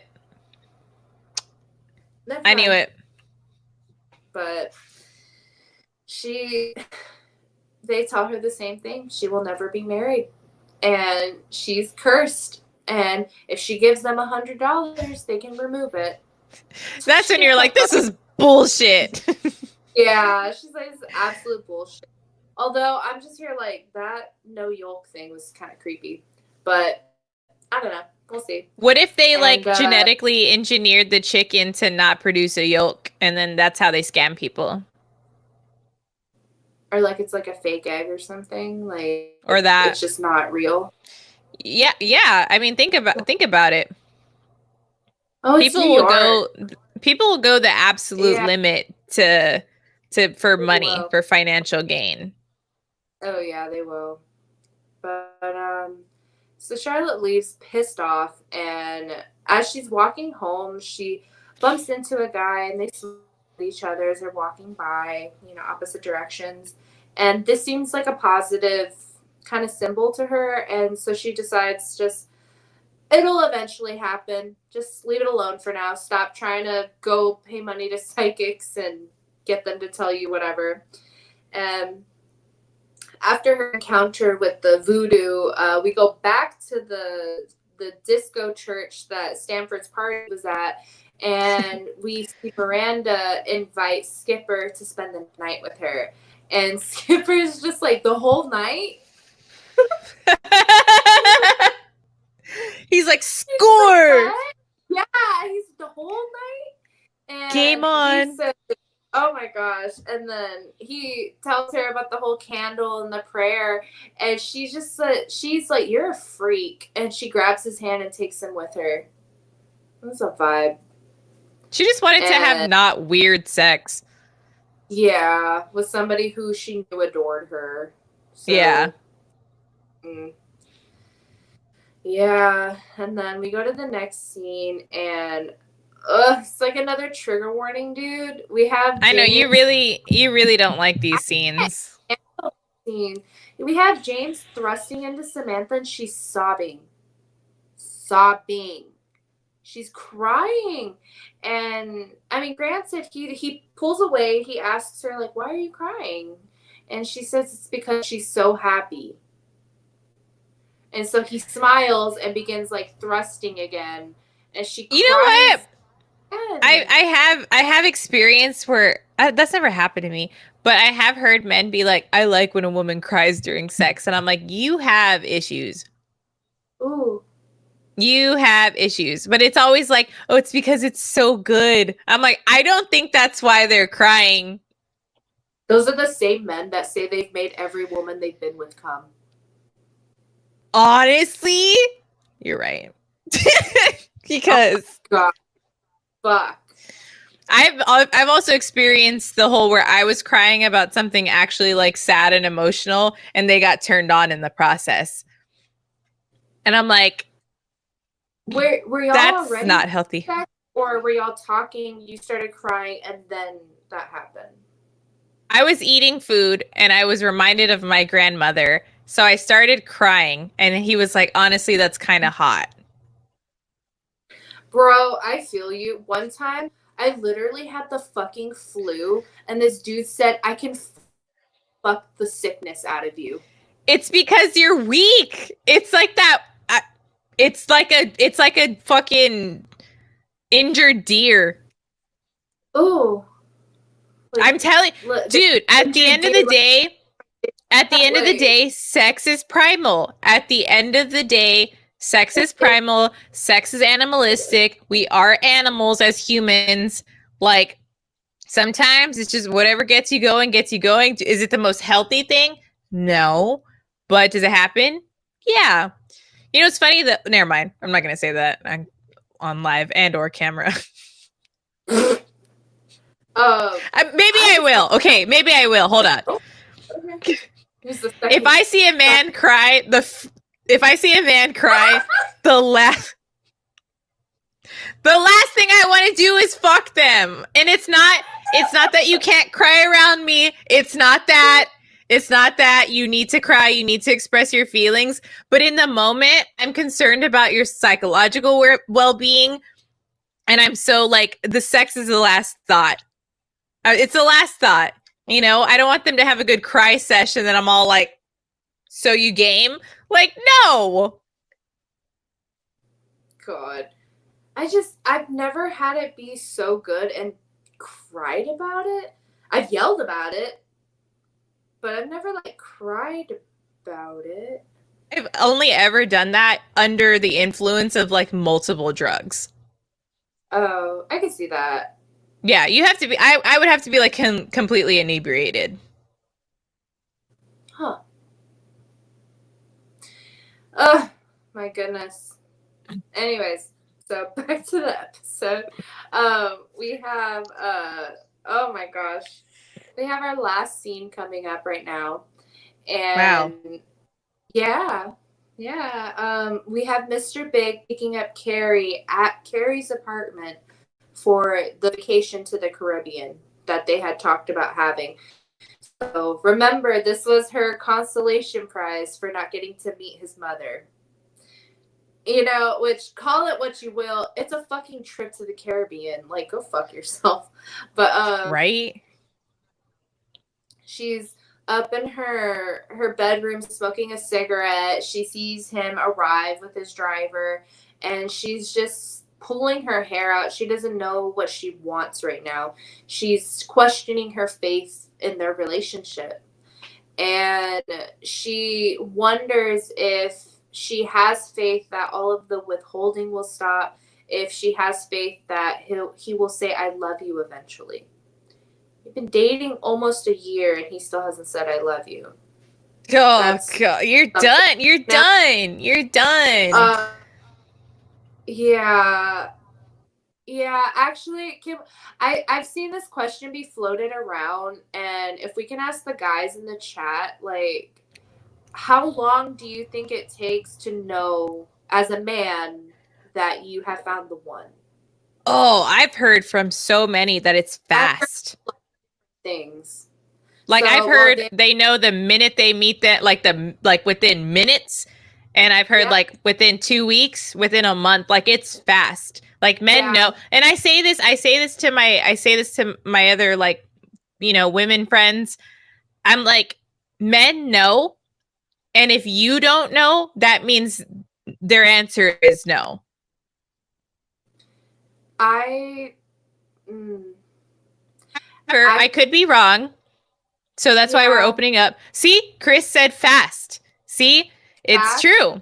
Men know It's fast. legit. Men know fairly early on. I've seen that, and we're almost 30 years old. We're not spring chickens anymore, but we're still young.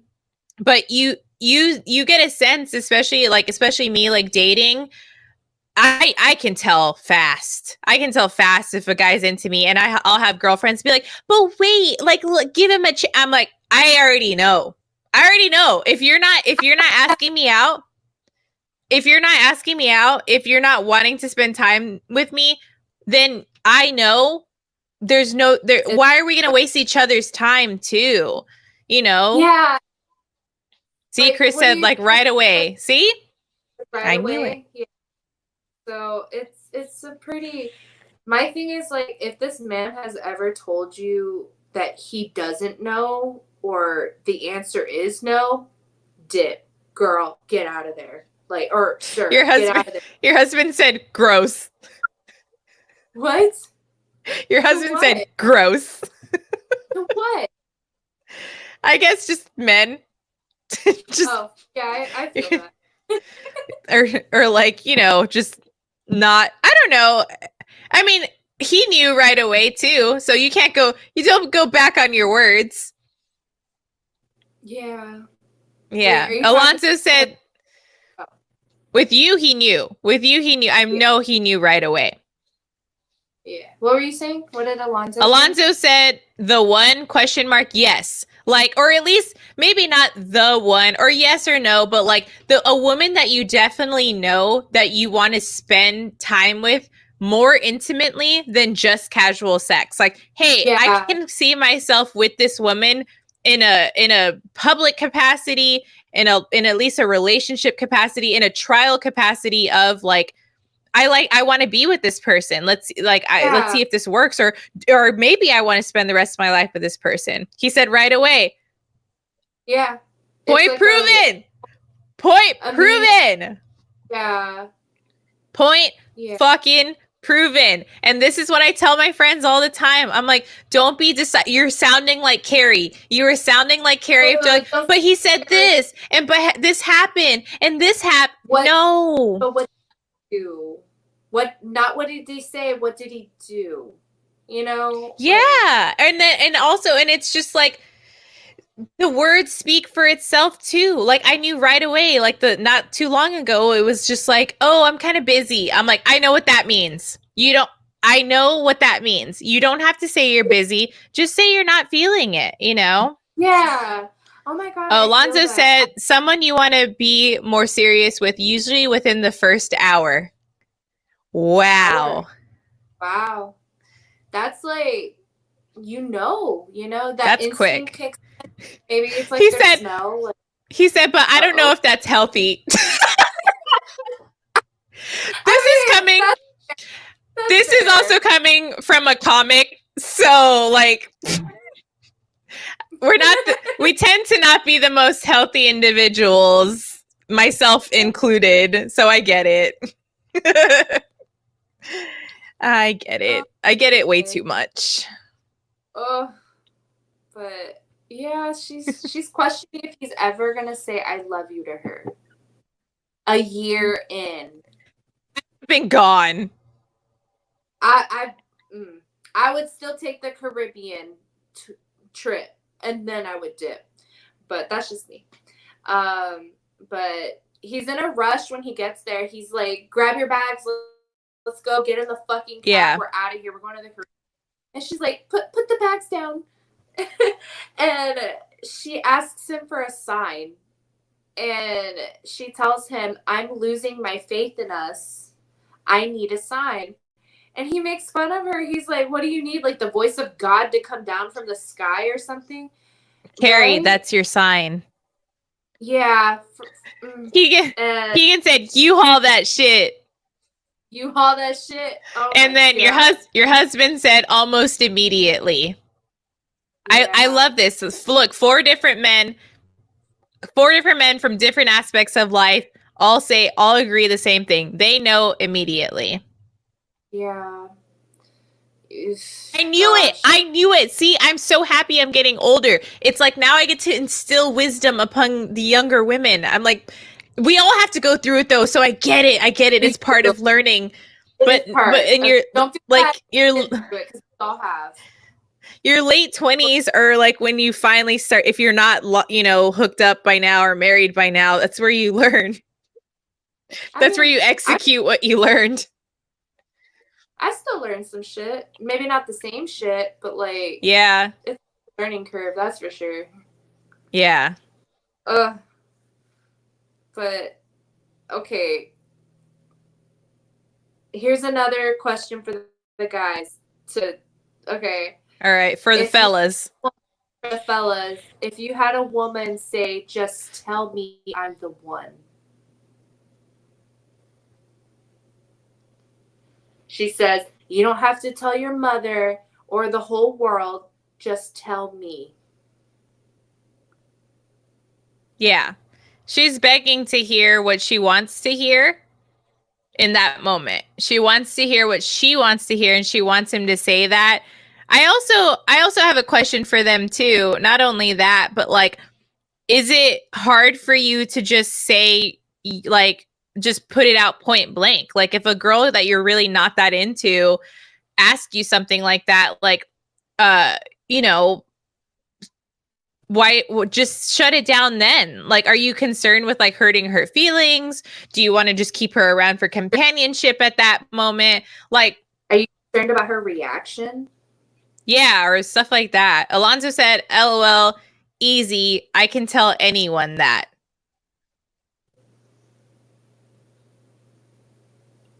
Well, So you're he just knows. toxic. I know, I'm like, within the first hour, and you can say I love you to anyone. And then Chris said, tell her what she wants to hear. You know See? what? These are valid. These are valid because it's true. I've been through this. I know. You know what? I gotta say, if I was put in that position, I can imagine being like, okay, you're the one. Like, Keegan said, do you know DeWay? And then Alonzo said, what if you don't think you're the one with her? What do you mean? Like, you think she's great, you just don't think you're her soulmate.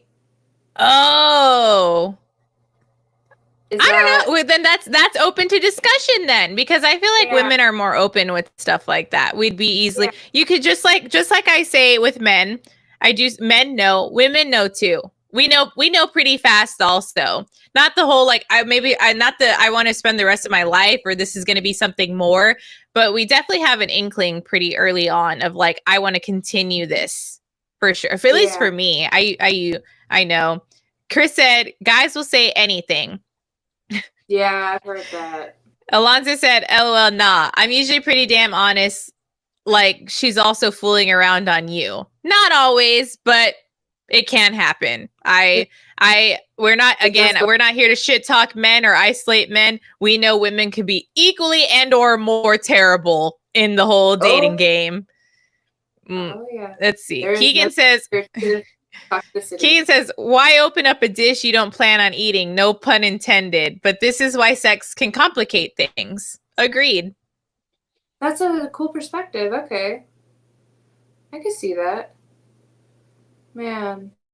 But yeah, what do you say to that? So. I don't know. I mean, the older I get, the more honest I am. So. Yeah.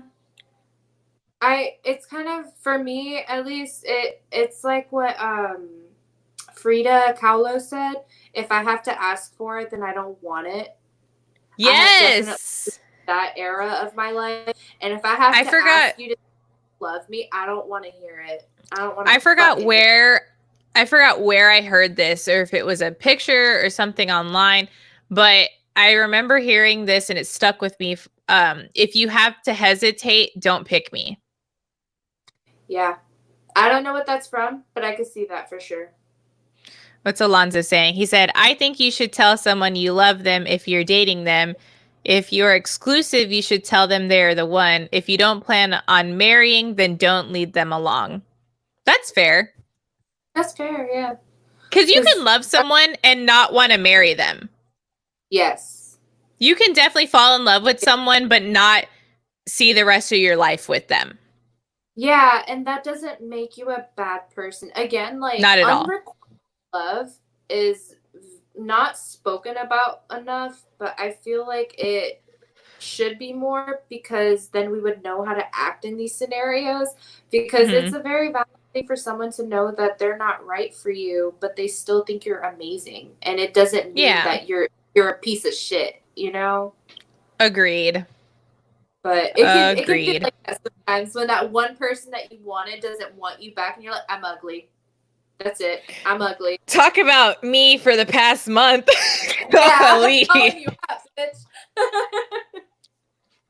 No, I was literally having that Right. conversation in the Oh, car with my other friend Becca.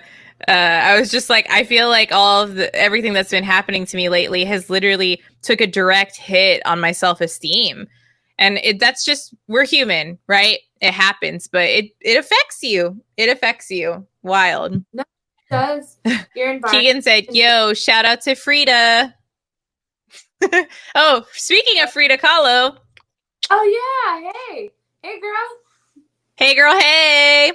Yeah, That she's if living I feel like I life. mentioned it, I feel like I mentioned it before, but that lovely piece was done by my grandmother.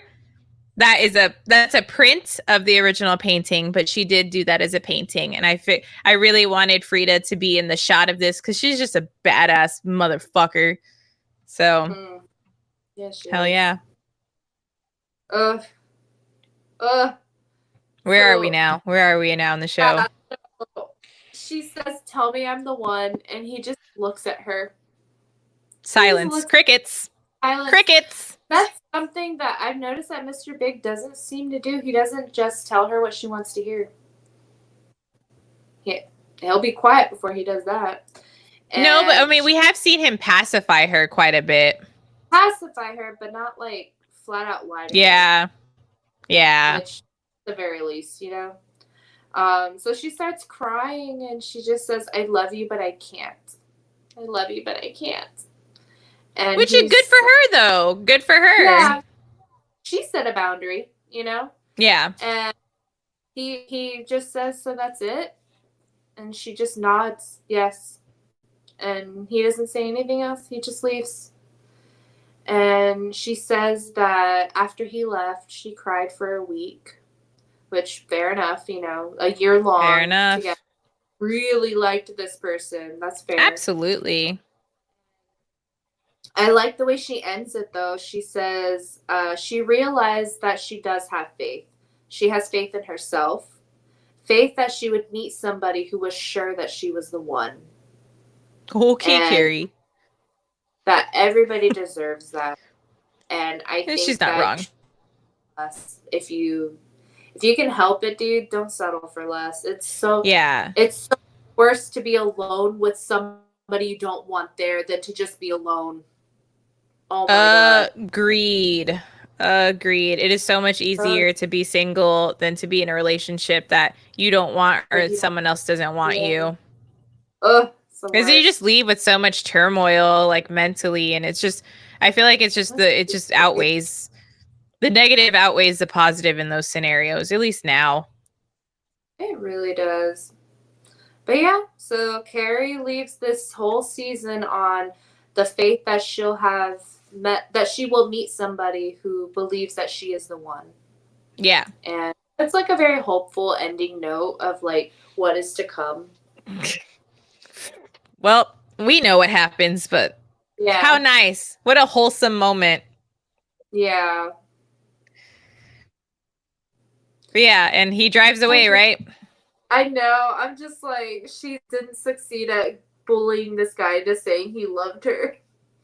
But what's cool is that he doesn't pacify her this episode that we've been talking about so much is at the end of the episode, he almost always does something to shut her ass up and they continue on with their relationship. Like, however, he shuts her up and then picks her up and takes her to the bedroom. However, this was Carrie's first time saying, like, I can't. This was her first time putting her boundary up ever. And then guess what? He respected it. He didn't say another word. He did. So this ultimately means they broke up. Carrie and Big broke up. They are donezo dating as of right now. And that's how we leave them. And that's the end of the finale. Season 1, this is how we end things. We end things with them. It's funny, right? We start season 1, the episode 1 is they meet for the first time, obviously. And here we are. They broke up. Spoiler shocker. But, obviously, I mean, you have to watch the show to know, like, we'll see if Mr. Big comes back. He does. It's a whole part of the thing. But you'll see how the relationship evolves. It gets pretty. Season 2 actually gets pretty roller coastery. It's very interesting. It's very interesting. We were talking about that earlier. I was like, isn't that crazy how we start season 1 here or end season 1 and then ends the finale of season 2 is crazy. So you guys need to stick around, keep watch the show, watch the podcast, because ending it here and ending it next season is like wild. It's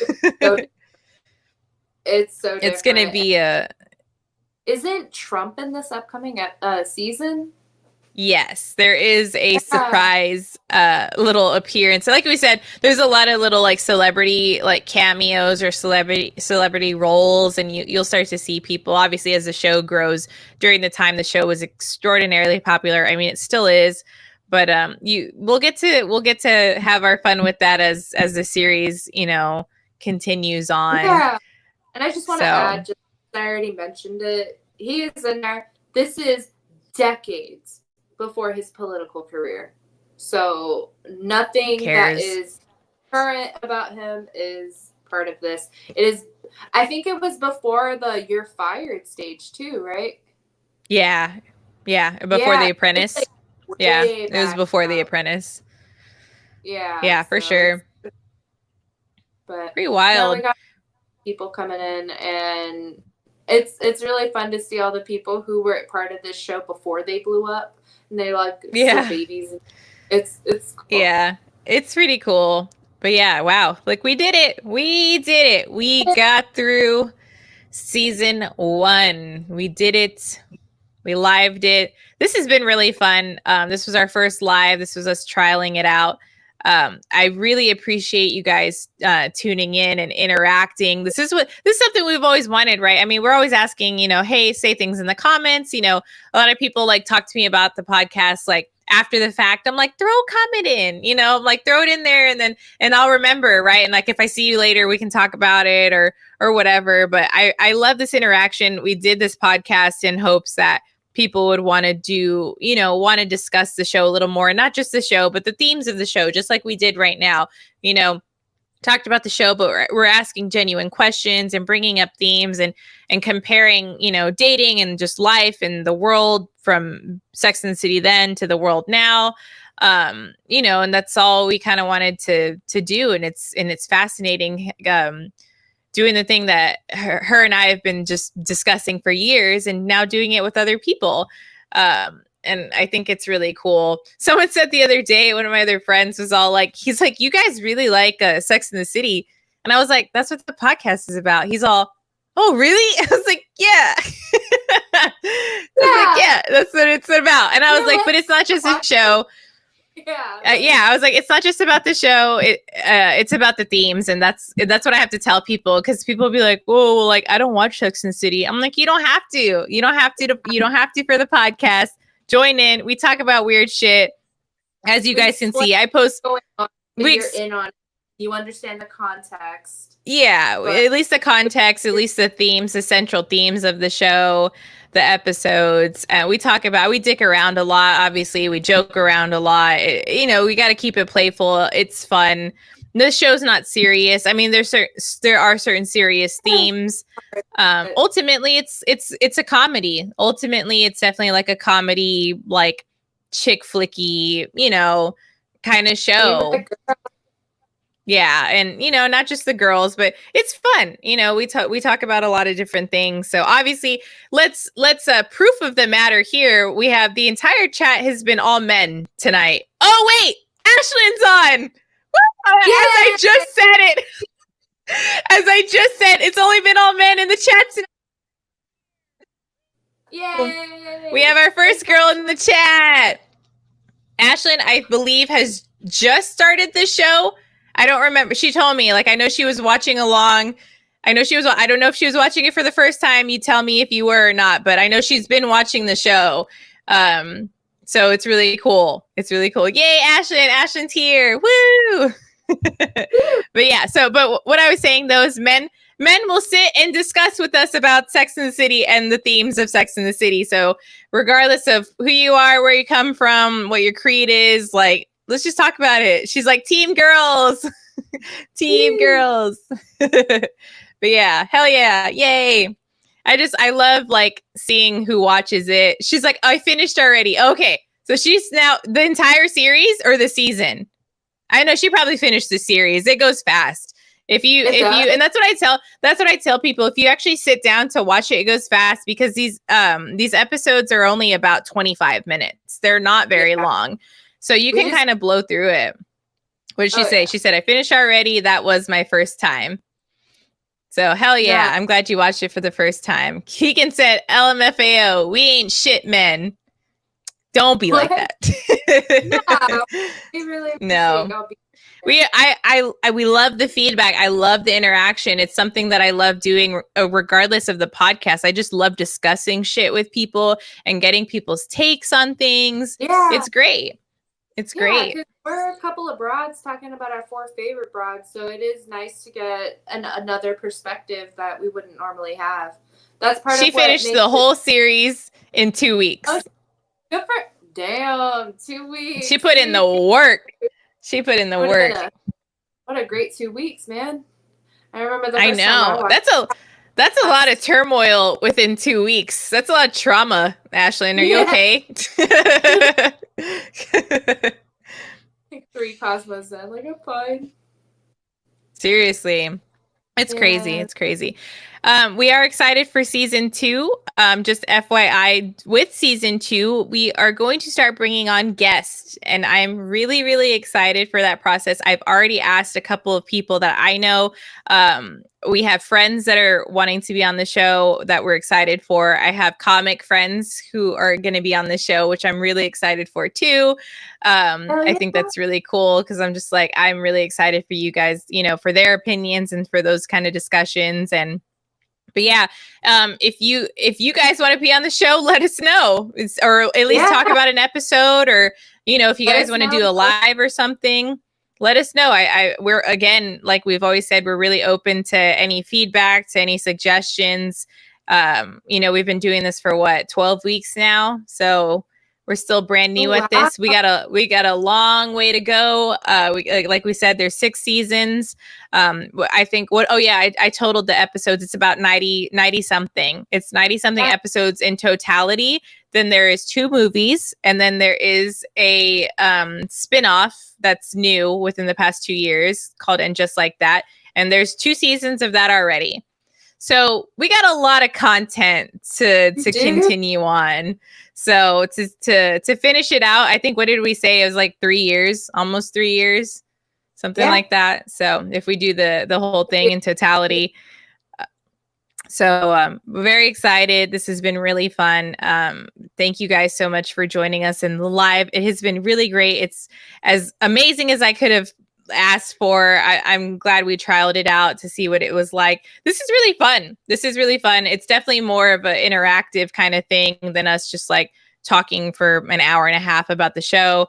But yeah, we were considering doing lives like at the finale, because it's, you know, more interactive and stuff. But we'll see how it goes. We'll see how we kind of do with things. And just again, thank you so much for the support and tuning in and reacting to the stupid clips I post and all that fun stuff. And we just want to give you guys the best we got always. So Please. yeah, you want to chime in with anything else?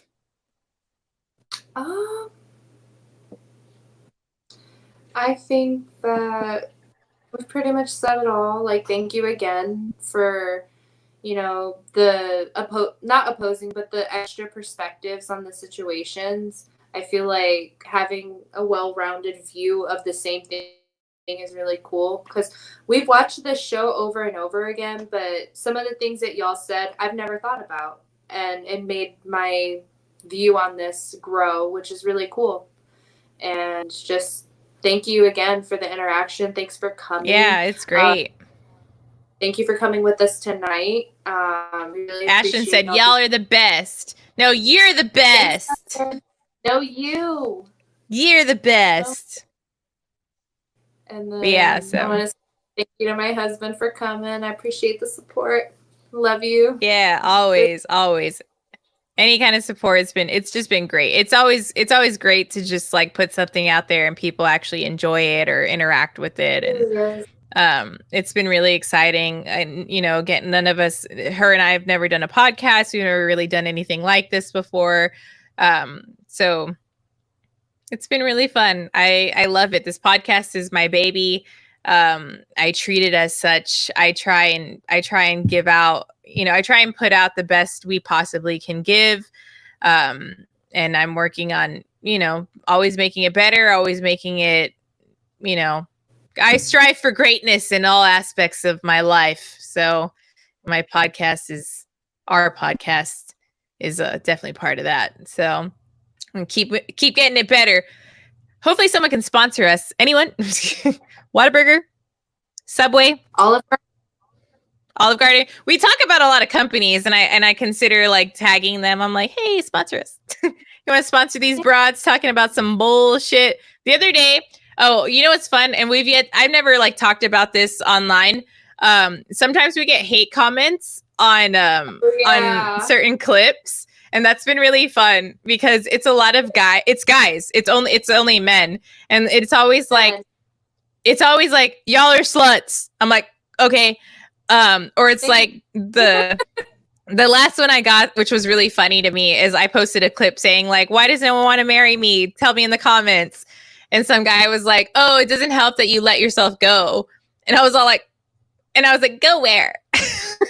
Yeah. And then he was like, to Crumble Cookie every day. And then I tagged Crumble Cookie. Dude, Crumble Cookie's the shit. And I was like, I only go on mini Mondays, bitch. But yeah, I'm like, dude, if your hate comment gets us a sponsor, wouldn't that be so miraculous? Oh, you can't diss a Leo. Like, that's the funniest. That's my favorite thing. You can't diss a Leo because we see that as like fans. I'm like, oh my God, you like me? You like me enough to comment something? Action. I will personally send you an autographed photo of myself if you send me an address and or PO box. You're goddamn right. And I will autograph a Crumble Cookie box for you. I should have some headshots coming. So just kidding. Oh God. This has been fun. This has been great. But yeah, so this was awesome. Thank you guys so much for tuning in. We will be back next week with the start of season 2, episode 1. What's that entitled? Oh, actually, you know, it's funny as the titles of the episode get a little bit more risque throughout this series. So it's really funny. So let me at least get what's titled in the next one here. They're definitely hilarious. So we will be back next week, season 2, episode 1. Oh, this one's Take Me Out to the Ball Game. This one is Take Me Out to the Ball Game. That's a fun one. But yeah, we'll be back next week. Catch you guys later. Thank you again so much. This has been such a blast. So love you guys so much. Thank you. Thank you. Bye.